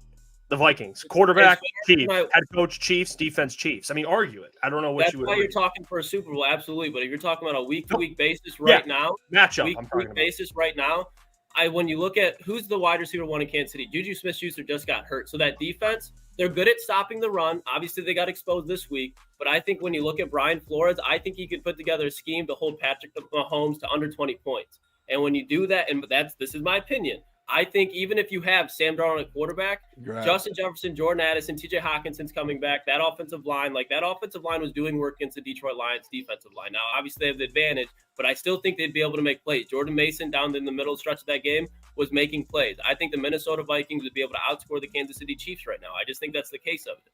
I think the Chiefs defense is absolutely better. Vikings defense is not bad. And offensively, it's not even close right now between the Chiefs and the Vikings. All right. Well, hey, let's get the Booners list. We agree to disagree on that one. Can I get permission to talk during my list? Thoughts? Okay. Just want permission. Sorry. I'm going to get permission on this show to talk. All right. This dude's being ridiculous. All right. Let's put up your list, Boone. This dude. I think my list might just be the most this is what probably the list should look like. Like, this is the most reasonable list. At 10, the Philadelphia Eagles 4-2. Their wins aren't the best, but they're still a good football team. Like, with AJ Brown, they look like they're right there. Like, they're not the best team in football. They're right there. 9, give all the credit in the world. The Pittsburgh Steelers are 5-2, boys, and they actually look good with Russell Wilson. The first quarter, you could tell Russ hasn't played in a little bit. It's his first game back since some injury, the offseason, and then he started getting into things, and they looked actually like they finally added a pass game to this team. And when you look at this football team with the defense they have with Najee Harris, Jalen Warren, and then you add a pass game in it, this is exactly what this Pittsburgh Steelers team has been needing for the last couple of years. 8, Washington Commanders. I think they just keep winning. Obviously, Jane Daniels, it's kind of questionable what's going to happen this week versus the Bears. Luckily, you and Caleb Williams that they don't have to deal with Jaden Daniels potentially. But injuries are always my biggest concern with Jaden Daniels. Yeah. Then sure, okay. And losing was mine for Caleb Williams. And okay, they're winning. What? Yeah, I don't know what I was going with there. Number 7, the Houston Texans. Listen.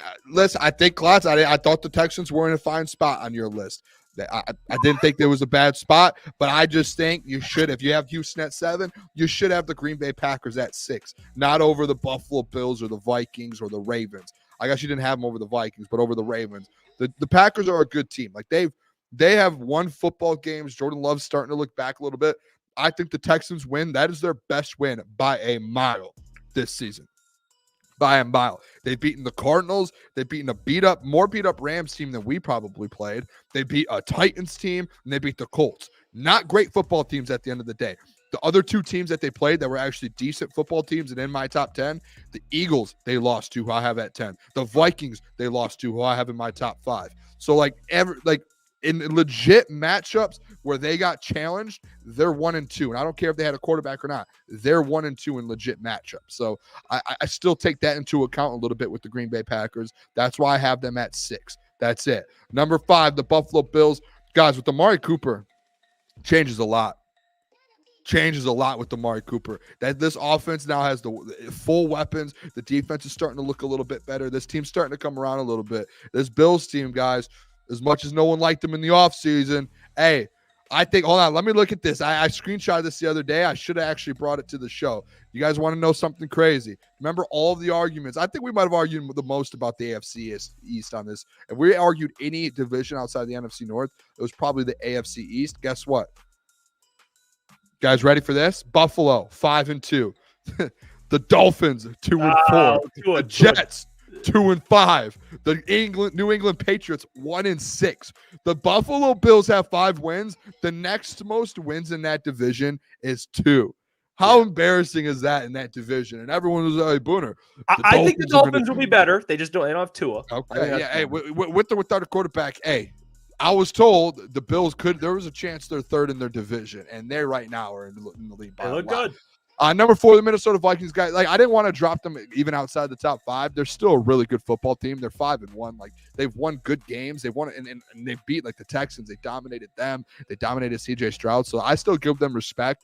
It's not like they're a bad football team, but they're probably the 4th team in the NFL right now after losing to the Detroit Lions. Because take away their loss, look at their loss. The teams in front of them are all on win streaks, and the teams in front of them are all continuing to win games and not dropping games. The Baltimore Ravens at number 3 have won 5 straight football games, guys. They look unstoppable offensively. We're talking about the Detroit Lions. I think they're the number 1 offense in the NFL. Guess who's number 2? It is the Baltimore Ravens, and they have Derrick Henry having an MVP season. You have 2 guys on that football team you can consider in the MVP conversation right now, and no one can slow them down.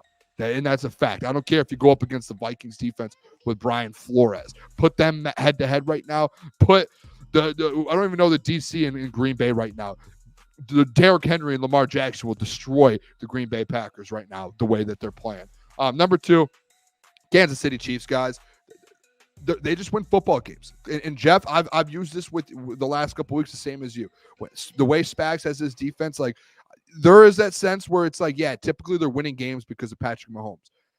You should be even more scared that this football team right now, Patrick Mahomes isn't playing even close to what he can. And he had a bad game on Sunday, and they still were able to pull it out defensively and do what they did with Spags. Like, that should scare people, because when they do get clicking offensively, this team's going to be very, very scary. So I think right now they're the second best team in football. Like, I would love to see like a Chiefs-Ravens matchup next week. I would love to see that. That would be the best game in football. That would be unbelievable. And then obviously, number 1, the Detroit Lions. They are the best team in football. I had them at number 1 last week after dominating the Dallas Cowboys by 40 points. This week, they remain at number 1 on my list. They are the best team in football by a mile. Jeff, it is ridiculous for you to have the Lions behind the Kansas City Chiefs. If they play head-to-head right now, guess who's winning? The Detroit Lions. Their offense is unstoppable. They're the best offense and offensive coordinator right now in the NFL.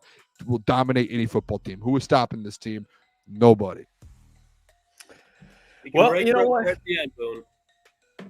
Yeah, you guys came to it. You guys started agreeing at the end there. So I guess it all kind of worked out. It all kind of worked out. That's all right. We just disagree on who's the best team, but it's not the end of the world. No, it's not the end of the world. No one has anything with my list. I have a perfect list. No, I mean, I disagree with Lions Chiefs, but I stated my arguments earlier. You don't agree with them, but we've been, you've been more realistic on the Chiefs. I would say than Klotz. He's not a believer. I get it, but I think the Chiefs still deserve some respect. You have them at 2, so it's like, okay, let's swap them. We have the same teams. You just have them different order. I mean, yeah, which I think is fair. Honestly, I think it should be those top 10 teams. I don't know how you can argue anyone else in the top 10 right now. And I'm pretty sure you had the same teams too, Klotz, just different order. So we all have the same. It's a friendlier week this week because we have this. It's a pretty objective kind of list to look at here. But all right, good stuff, fellas. Good stuff. Let me put this away. We're gonna bring in Michael Gentry here in a little bit because he kind of get his thoughts on the Red Wings. Yeah, I always love talking to Michael Gentry about that. Let's see. I see people in the chat going back and forth about the Chiefs and Lions. Andrew Jones, Chiefs are the only undefeated team left and beat number 3 on your list. Make it make sense.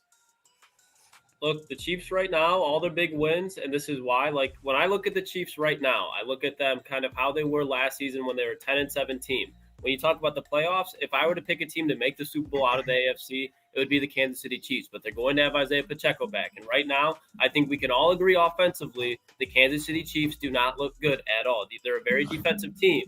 And I think when you look at the offenses they went up against, and if you want to bring up the 49ers, they had Ronnie Bell, Ricky Pearsall, and they had nothing out there. And Brock Purdy relies on that system, very much like how Jared Goff. It'd be like taking Amon-Ra St. Brown. You have CMC's not out that whole team, and you can see it in the red zone. They were just struggling. The San Francisco 49ers were moving the ball into the red zone across the 50, and then there was to be a turnover. Not discrediting that, but when you talk about the teams that are on the top of the list, the Detroit Lions, Minnesota Vikings, those teams are good in the red zone. I think that switches. And I just think when you look at it, where we are week 8 of the NFL season, I think that the Detroit Lions and Minnesota Vikings will beat them. Could be very much a different story in week 10, week 12, week 13, whatever. But right now, that's just where I stand. I got a question. So do you rank, and this is a serious question, do you rank, like, when you do the rankings, like when you look at the Chiefs, you're like, I'm going to rank it offensively? Like, I'm not going to look like the team. I balance it. Like, that's exactly why I have the Baltimore Ravens at 5, because offensively they look great. But then you look at their pass defense, they're terrible. Their run defense is really good, but then again, you look at the run offenses they went up against, not great. I think if the Baltimore Ravens were going to go up against a team like the Packers right now, it would almost look like how the Vikings defense looked against the Lions, where it's like, oh, they're really good against the run, but the Green Bay Packers right now are a very physical team. Josh Jacobs, very physical running back, and Elijah Wilson behind him is playing very good. So I think when you look at that, they would nuke them through the air. Like, they would not be able to stop that Packers passing game. And I want to ask you this then: to keep up with the run game of Baltimore.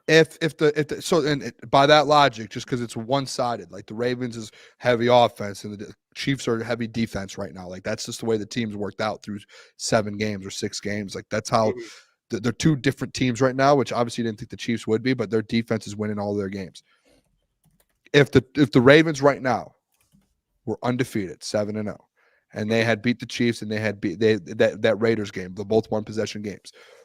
You would have the Ravens, to this logic, you would have the Ravens at number 3 then, because they're a one-sided football team, and on defensively they're struggling. Even if they were 7-0, even if they were undefeated, I think the reason why they're a 2-loss team is because of their secondary. Like, their secondary has given up. But as bad as the Chiefs' offense is, they're still undefeated, and they still find a way to win these games versus all these teams. Correct, but I think the Chiefs, when they're doing it, they're a more dominant football team. Like, I think the Kansas City Chiefs are better on offense than the Ravens are on defense. When you have a quarterback with Patrick Mahomes, I'm going, like, the Ravens don't have a guy on defense right now. Okay, so I'm just trying to figure this out here, because I'm trying to figure out how you rank these top 5 teams, because I'm legit very interested in this. I feel like I'm dissecting brain, because you just said if all 5 of these teams were to match up right now, this is how I think they would finish. I'm getting different answers. I'm just trying to, because you said if the Ravens were 7-0, you probably would have them up there.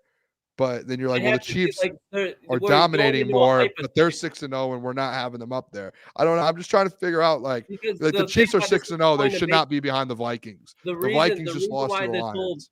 Ravens 7-0 thing doesn't make any sense is because it's a hypothetical. Like, I'm going off of what I get that, but I'm just like, they were 1-possession games. They're both one-sided teams on either side. Like, one's an offensive team, one's a defensive team. Your argument with the Chiefs is on the other side of the ball, they look very mid. They don't look good, but they're undefeated. But it's just that one side of the ball is not it. Okay, well, like, the Ravens are the same thing. Like, what if they were undefeated right now? Would you just have them at 3 or 4? They're not. That's why, like, I don't get what we're doing. All right, here. That's such a let me. I'm trying to figure out, like, you're asking me to explain a situation, but it's like that's not like I'm telling you. You're asking me the question: do I think the Baltimore Ravens would beat the Green Bay Packers? No. Do I think the Green Bay Packers would beat the Kansas City Chiefs right now? No, because Jordan Love turns the ball over. If you go against Mahomes, that's not going to work. So I give the Chiefs a nod over the Packers. Then I look at the Chiefs and the Vikings. Who do I think winning that game? I think the Vikings outscore the Chiefs. So I give the Vikings a nod. They look at the Vikings and Lions. Well, we just saw that. Who won? The Lions. So boom. We just disagree with you. Think the Vikings would outscore the Chiefs? Like, the Chiefs I think they're top 5 in points allowed. I mean, the Vikings beat one team in your.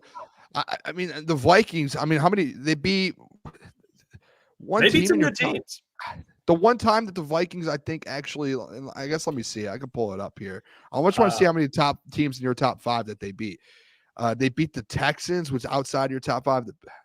They haven't beat any teams in your top 5, and the Chiefs beat the Ravens, who are in your top 5. Like, that's why, like, if the Chiefs right now had Rashee Rice and Isaiah Pacheco and their offense was looking the way it did, they would be number 1. And you can nod your head on that all you want, but you can visibly see the difference in the offense, and you can visibly see that Patrick Mahomes cannot get the ball down the field as easy. He's got to rely on his legs a lot more. Even in the run game, Kareem Hunt looks good, but Lions are missing a lot of pieces defensively. The Lions, but they haven't had. You couldn't really see the difference yet when you're going in. No Hutch. We want to watch different. Hold on. Pass rush didn't really get home. Like, hold on. When you go into Minnesota against that offense, who's that good in the first quarter, 50-3, and then you look at, okay, they had the trade deadline. They're probably going to get a guy on the edge. But I'm saying, so this is the difference. Hypothetical. I'm just saying. Ding, ding, ding. Hypothetical. Just no hypotheticals. What I saw this Sunday. Yep, I see the turnovers that the Lions defense is creating. The Detroit Lions right now, defense, even without Aiden Hutchinson, look very, very fucking good against a very good on the Vikings. When you look at the Chiefs offense, they do not look very, very, very good. It's ugly games. When you look at the Detroit Lions, they're making plays where you're like, okay, shit. Like, this team is still right there. Like, they can do it all. And then to balance it, the whole balance part, the Detroit Lions offense is the best in the league. The Kansas City Chiefs defense is not the best in the league. They're good, but they're not the best in the league. Who's better? Between who? Chiefs. The Chiefs defense. Who's better? What defense is better? I would say if you look at it right now, I'd have to pull up statistics, but you don't even have to. There isn't one. They're the best defense in the league. I don't think when you look at how they're playing, if they go up against a playmaking offense, like when they go up against a playmaking offense, they'll be good. But what I'm talking about, like they're up there, they're elite. But like I think the gap between the Lions offense and the next great offense is wider than the Chiefs compared to the rest of the league. I will say, and I've been a very big voice on the Lions have the best offense in the NFL. But like the Tennessee Titans defense is very fucking good. You don't you go there. Titans defense. Go ahead, Boone. Yeah, I will start with you. I've said the Lions offense is the best offense in the NFL. When you look at another offense that's really good, the Lions don't average the most yards per game in the NFL. Guess who does? The Baltimore Ravens. Right, but are you going to tell me the Baltimore Ravens offense is better than the? No, but you're like the gap there. Like no, give the Chiefs some credit here now. Like the Chiefs defense has been like we're a top 3 team with major injuries, and Patrick Mahomes is not playing like Patrick Mahomes right now. Like we're acting like the Kansas City Chiefs, like nothing happened to them, and that's where it's like you have to. Like you're acting like not. You're acting like they've lost like 2 games. Like they have a loss on. Like they just keep winning. They don't stop winning. Exactly. If this was any other team and they had a loss, like they'd be down. But the Kansas City Chiefs, like they're undefeated, so I'm giving them credit. But they're not a team that I. If there was any other team and they have a loss, the Vikings have a loss. Any other team, and you didn't move them down. If you look at you literally just contradicted your point. You said if it was any other team and they had a loss, you would move them down. You kept. Another team outside of the Chiefs lost the Vikings, and you kept them in the same spot above the Chiefs. You literally did not move them down. That's literally what you just said. Do the Minnesota Vikings still have Justin Jefferson? Do the Minnesota Vikings still have? They do, but you're saying if it's you literally said if any other team got a loss, they would move.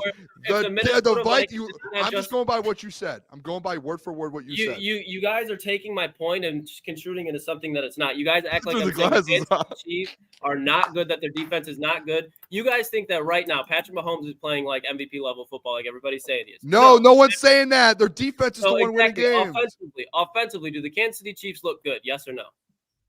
The Chiefs right now, defensively, they look very good, and offensively, they're top 12 in points per game. They're not what they used to be, but they're finding ways to win. So would you say that right now they can keep up with any offense in the NFL? Their defense will allow them to beat any team in the NFL right now. Yes. See, that's simply where we disagree. You're asking about the differences. That's where we disagree. Fair. So the semantics and going into everything, like we keep going into what I've been saying over and over again. Like we can go into the power rank, like the personnel and comparing them to this team and this team. We explained it 1,000 times. Like on even fields, I think that they're the 3rd best team right now. Again, in the Super Bowl, they're probably going to be there. But we just act like this team can go in and beat anybody right now, and I don't see it that way. And Booner, you were talking like you had the Chiefs one for a while there, huh? No, it's just I have the Chiefs too. Like I think like it's an obvious like 1 through 5. Like I think, and that's just my opinion. Obviously, it's an opinion. We all have our own opinions. I think there it's an obvious 1 through 5. The Vikings lost to the Lions. Like I think they would drop. Like Klotz, your words, not mine. If any other teams outside of the Chiefs had a loss, I would drop them down. And another team had a loss. You didn't drop them down. So that's just where you could see the confusion here on our end when you say that sort of statement and you don't drop them down. We keep going down these hypotheticals and it's not a hypothetical. The Vikings literally lost. Like you said, if any other team lost, you literally that's not a hypothetical. They literally just lost to the Detroit Lions. Like when I try to explain this, I explain it, and then we start playing these fucking word triangles, and it's like I've said 1,000 times. The Detroit Lions are my number 1 team in the NFL. And I said in my original argument, this is why I'm like want to pound my head on the table. They went last second with the Minnesota Vikings. They went last second. It literally took a Jake Bates field goal to win that game. If they were playing the Kansas City Chiefs, I do not think it is that outcome. I think that it's a more different outcome. I think the Detroit Lions win by more than 3. And I think if the Minnesota Vikings, the Kansas City Chiefs were to play right now, the Minnesota Vikings would win right now. Can we all agree? Can we all agree? The Detroit Lions, like, yes, it came down to a field goal. They should never have been in that position. Outside of, again, the Lions going for it on the 4th down and giving them a short field, and the first touchdown of the second half and that the Ivan Pace Jr. run back, the Lions dominated the Vikings, like dominated. I don't care if it was just a field goal game. they dominated the Minnesota Vikings. So like, I don't think I have the Vikings still in the top 5 at 4. I don't think the Vikings are a top 3 team because like that Lions game without Aiden Hutchinson, the Lions dominated them, even though they only won by a field goal. When we watched that game, it was dominance. After that first touchdown, the Lions scored 21 straight points. And then the Ivan Pace Jr. touchdown, that put them back in it. Lions dominated the Vikings. They are clearly heads over a better football team than the Minnesota Vikings. That's why it's like they should not be at 2. They are not a top 3 team right now in the NFL. And the Lions exposed that to the world on Sunday that, hey, they still have like Brian Flores' defense got exposed. And that, like, obviously they have the weapons. That was the reason why everyone had them in the top 3 and the top 2 or the number 1 team in the NFL was because Brian Flores had this defense at a different level. And Ben Johnson said, hey, Booner, hold my beer real quick. Let me show the NFL what a real football team looks like. And they went on to 21 straight points and they dominated the Vikings, even though, again, it was a 1-point or a 3-point win. It was still domination. So, like, that's it. Like that's why I dropped them to 4. It was like they're not going to stay at 3 for me or 2 for me. It was like they clearly they were clearly not close to being the better team on Sunday. Even if they would have won, I would have been like the Lions never should have lost that game. They were clearly the better football team on Sunday. We'll agree to disagree on that one. We're not going nowhere with it. We just never mind. You like the Vikings? We literally Booner and I disagree over 1 spot with the Chiefs, and we disagree with 2. You guys think that the Chiefs are just fine and they'll be just fine. I think they will be in a little bit, but right now they're not. That is the difference. Man had the Chiefs at 7 a couple weeks ago. They're real. He's making it hard for them to get up to number 2, man. Hey, you got to work for it in this place. He's a hard man to impress, unless you're Justin Jefferson. Then he impresses him. I get it, rightfully so. He's a good player, very good player. Unless you're Kevin O'Connell, man. Hey, I know you love Kevin O'Connell, brother. He's actually elite. Great coach. I'm sold on Kevin O'Connell. Okay, let's bring in Mr. Michael Gentry here. Let's talk about what's going on. Maybe some positivity. The Wings are leading by 1 in the 3rd period. So, you know what? Let's bring in Mike. He's probably feeling a little good. Mike, how you doing? Gentlemen, how are we? I'm feeling good, yeah. They were in intermission, so I got to watch the end of that little segment. It's always the best segment of the week, watching these two go at it, and then Jeff just laughing in the middle. Jeff, I'm sorry I couldn't be there to laugh with you this time. Yeah, it's funny. I look forward to it. People in the chat, man, this shit is gold. I mean, everyone just yelling at each other. Mike, how's the game going for you? I know you were locked in. You were watching it. They get Casper. I didn't get to watch. Is he out there? Is he playing? Yeah, Casper is out there. All right. Since the last time we talked Red Wings, the big thing was the penalty kill. Special teams weren't looking so good, and I think that's turned around as far as the penalty kill has gone. They've looked a lot better. Power play, you still expect to see a little bit more goals and just a little bit more chances. But overall tonight, you know, they've played a pretty good game. They kind of let them grasp some momentum towards the end of that 2nd period. But Alex Lyon is continuing to show why he's the one that should be in the net. And, the Red Wings got a big 3rd period ahead of them for sure. I got to say this too, fellas, real quick. I know the NBA's on. Big Al hit the 3 threes. All right. No one else did nothing else. So parlay for those. We made a parlay opening night of the NBA. It's a bust. It's a bust. It's over. Klotzy's looks good. Didn't send that one, Klotz. You didn't send one, Klotzy?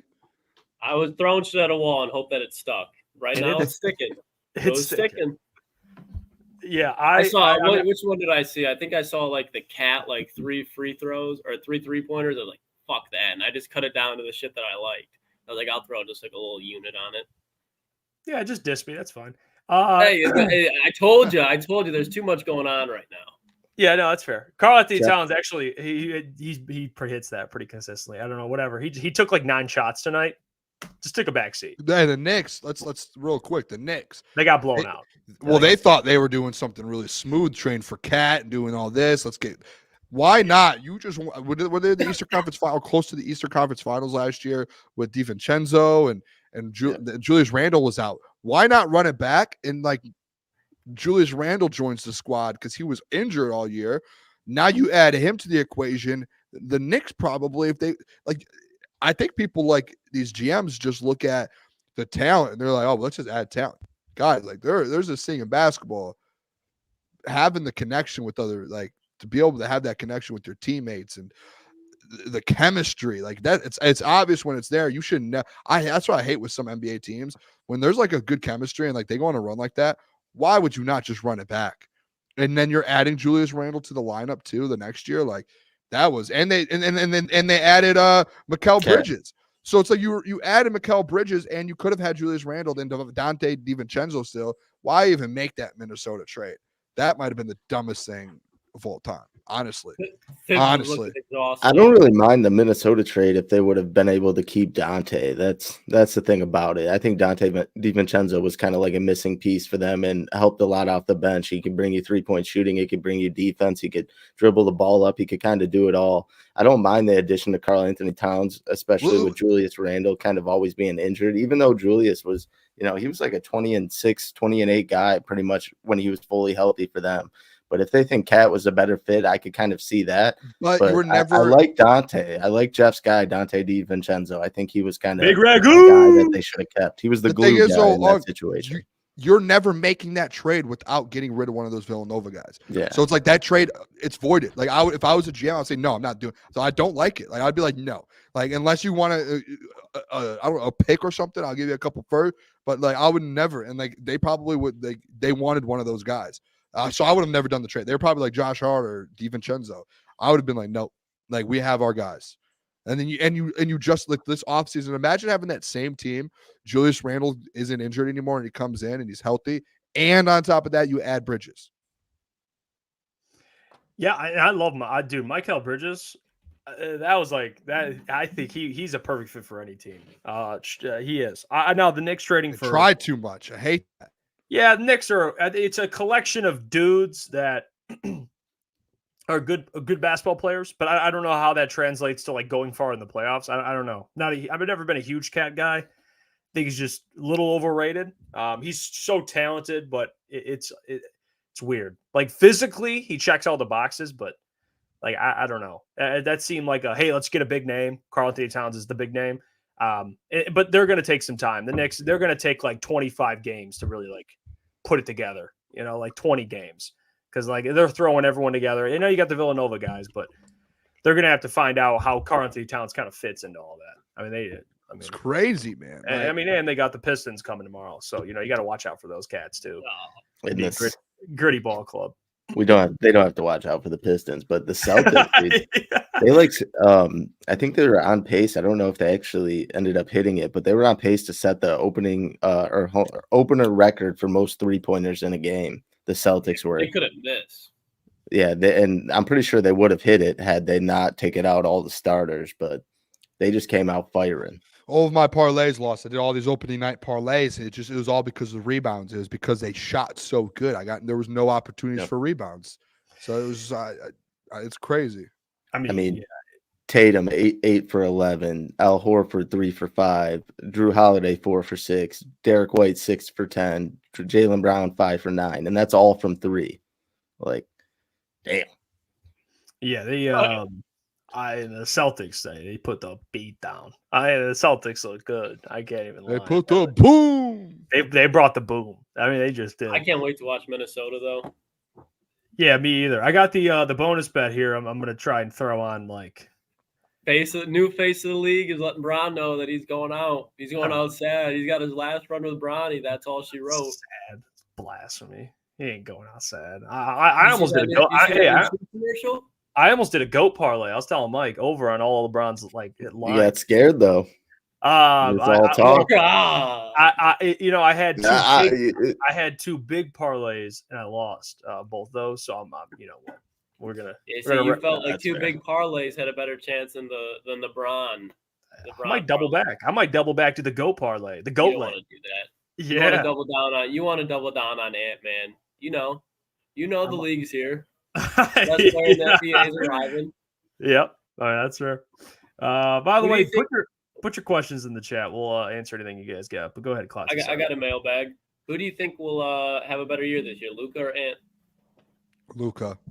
Probably Luka. Like as Luka's far gonna as win like, MVP. Define better. MVP. Yeah, that's a good point. Not production, but like, who do you think has a better chance of winning MVP? Like, getting deserving so. Like, who do you think will be like that guy?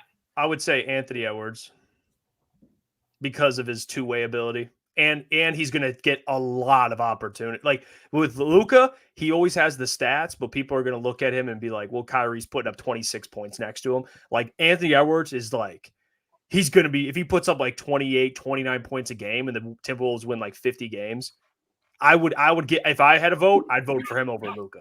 Like if they both had 50 games and they both had similar numbers, I'd give it to Ant personally. Because he plays defense too.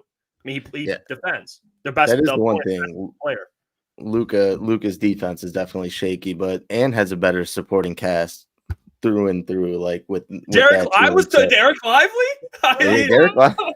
Don't make me go on about that right now. But and Luka should have won the MVP last year. He got snubbed. So I think if he kind of keeps the same pace that he was at last year, which is unreal, and he got snubbed of MVP, he's gonna win it this year, in my eyes. I was told. I mean, Derek Lively. Derek Lively's better than Jalen Duren, Jeff. If that's what you wanted the people to know, that's my take. If he had Duren, maybe a little. Booner, you take Luka or Ant? Luka. Yeah, Ant, dude. I'm excited for Ant, dude. I'm a big Luka guy. I just think Ant, dude, given like and you got to think it's about narratives. Like, you know what I mean? Storylines. Remember we talked about this with like defensive player of the year? For sure it is. Ant has like the storyline. Like he's the face, he goes out and balls. Like he's going to have the like narrative, small market. He's, putting them back on the map. We'll see. I mean, why not? I mean, you're asking a question that has 1,000 answers. Oh, that's funny as hell. I'm excited for watching the Pistons tomorrow, man. They take on the Pacers. It's always good to see the Jaden Ivey Benedict Mather matchup, huh? A little scrappy match. Oh, I've been waiting for that matchup all offseason, man. I'm excited. Whoa, what a matchup, huh? I'm sure Indiana and Ben and them don't care at all. They're probably like, we're about to go off for like Ben's probably like, I'm gonna put 15 up, 20 up tonight.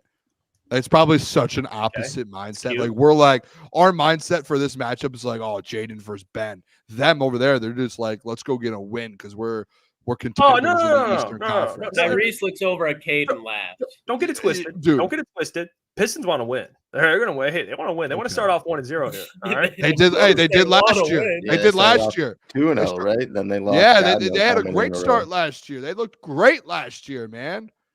Hey, go out there. Tobias Harris, I'm looking at you. Go out there. I need 20. I need 20 tomorrow. Hey, Toby, I need 20 tomorrow. Bro's going to be sipping Gatorade in the middle of the third quarter, laughing at this, watching it on his phone. And I'm gonna need Ivy to put the clamps here. Put the clamps on Tyrese. I would throw Ivy on him. I would throw Ivy on Tyrese. That's what I would do because Halburn's guaranteed a double. That's a problem. So you got to get after him a little bit. Cade, I don't know if I want Cade defending him. I mean, Benedict Mather, is he starting? I would like to know. Or is he coming off the bench? I mean, that's a Good question. Good question. We'll see. Very fine 6-man, but all right. We've got a bunch of mailbag questions. We haven't even looked. We asked for mailbag. Let's do some mailbag. Jeff's getting toxic with his Pistons. I mean, this man's just bringing up Benedict. Derek says mailbag thoughts on Patrick thus far. Come on, Jeff. Let us know.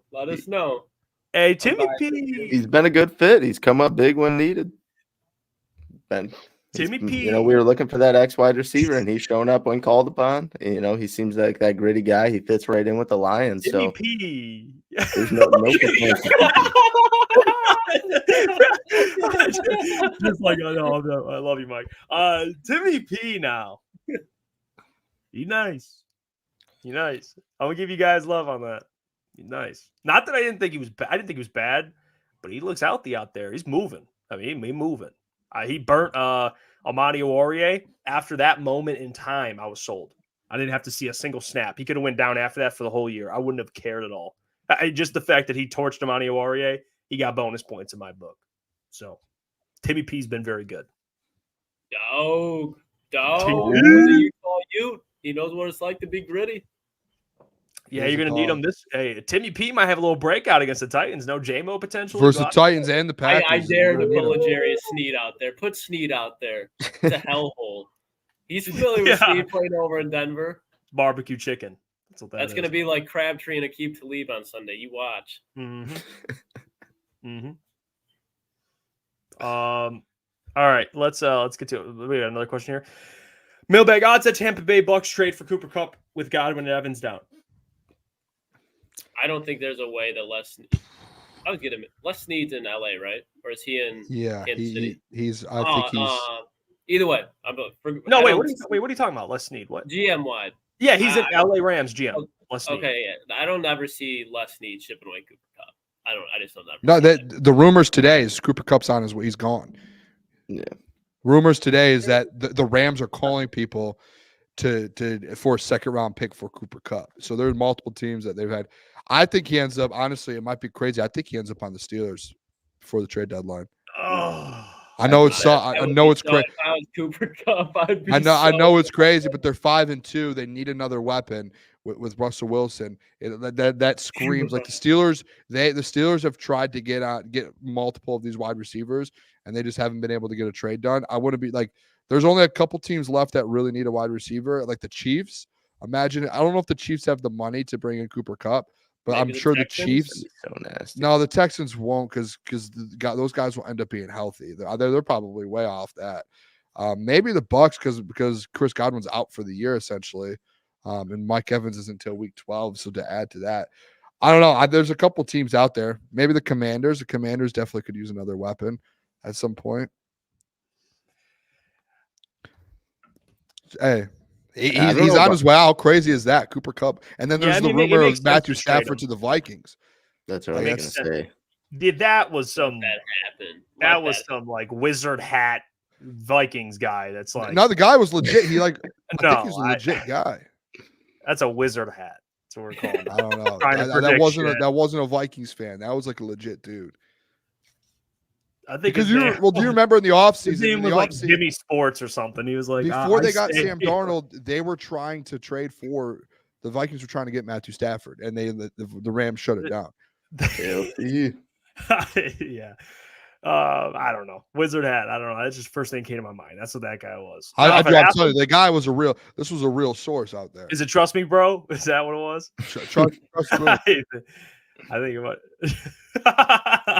Watch him actually come to the Vikings. I'm like, no. I mean, I'll pull the report up. It's like a legit guy. Yeah, pull it up. I love to read this guy. Isn't like it's like if you're gonna make fun of I mean, like Jeff, time out. If you're gonna make fun of this guy, then we're gonna get made fun of if we put stuff out there because this is a guy who created his own sports little network. But we don't put like what. But what if I got a source and someone came to me and other people are like, hey, what is this wizard guy? Like, that's how that works. You got to prove yourself, huh? Well, this guy's trying to prove himself. Well, he's a wizard hat. I mean, let's put it up. Wizard hat until proven otherwise. Pull it up. Jack Settlement. So look, and then this is Dove, Jack Settlement. 57,000, CEO and founder of Snapback Sports, platform the next generation. They're sponsored by Underdog Fantasy. This guy isn't. Nothing against it. Good for him. He has a source. But again, I all due respect to Jack. It makes sense. Reunited with Kevin O'Connell, like they're in serious trade talks. This is not like since when do you break news? You must be new to Jackie's sources. I'm not an insider, but when I get info, I share them. This is legit. This isn't like, come on, guys. This isn't like I'm over here. I mean, and by the way, show some.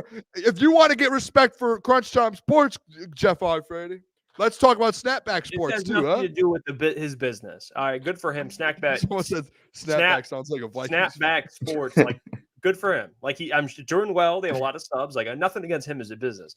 I just don't know who Jack's, and he doesn't know who I am. So if I tweeted, I'm hearing sources that the Panthers are willing to reunite Bryce Young and Jameson Williams. Like you would be like wizard fucking hat. Like they're not. Like what I mean? Like, what if you actually had inside sources? Like we're gonna find out. If Matt Stafford clip this right now, Stafford does not get traded to the Vikings. I want you, Booner, to say, you know what? To be fair, you had a source once, and it ended up happening. It worked out. Yeah, you had a source once. Yes, you did. people could have easily been like, look at this guy, Wizard half Jeff Iafrate. What source does this man have saying CJ Gardner-Johnson's not going to come? It happened. It blew up on TikTok. That video of me talking about CJ Gardner-Johnson. For sure. Like, this guy doesn't know what he's talking about, and it happened. That's okay. I accept. That's what I'm saying. But are you telling me there's a 0% chance of that?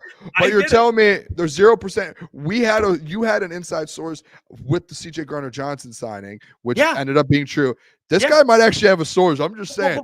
Here, I'm saying they can call me a wizard hat. I'm okay with that. Who am I? Who am I? Who am I? If I said, hey, boys, I smell a trade, Myles Garrett will be a Lion by Friday. And people in the chat were like, Jeff, you're an idiot. Like, that's different. That's smelling a trade. We're talking about real sources here, brother. Jack Settleman? That's real. He's got sources. How do people believe that you had a source for CJ Gardner-Johnson? This man's got to have a source. Why would he put it out there? But if people were like, Jeff doesn't know what he's talking about, I wouldn't have no problem with that. I'd be like, yeah, I get that. But if it happens, then I would be like, you know what, Jack? I apologize. So there's, but again, then yeah. There's not a 0% chance that happens. That could happen. Oh, well, there's also not a 0% chance. I go to the gas station and I buy a fucking lottery ticket. All right. Oh, my gosh. I mean, I gave you credit when you had your source. Why don't you give Jack some credit for his source? It hasn't happened. It hasn't. I gave you credit before it happened. He's not a Viking. He's not a Viking. I gave you credit before CJ didn't come back.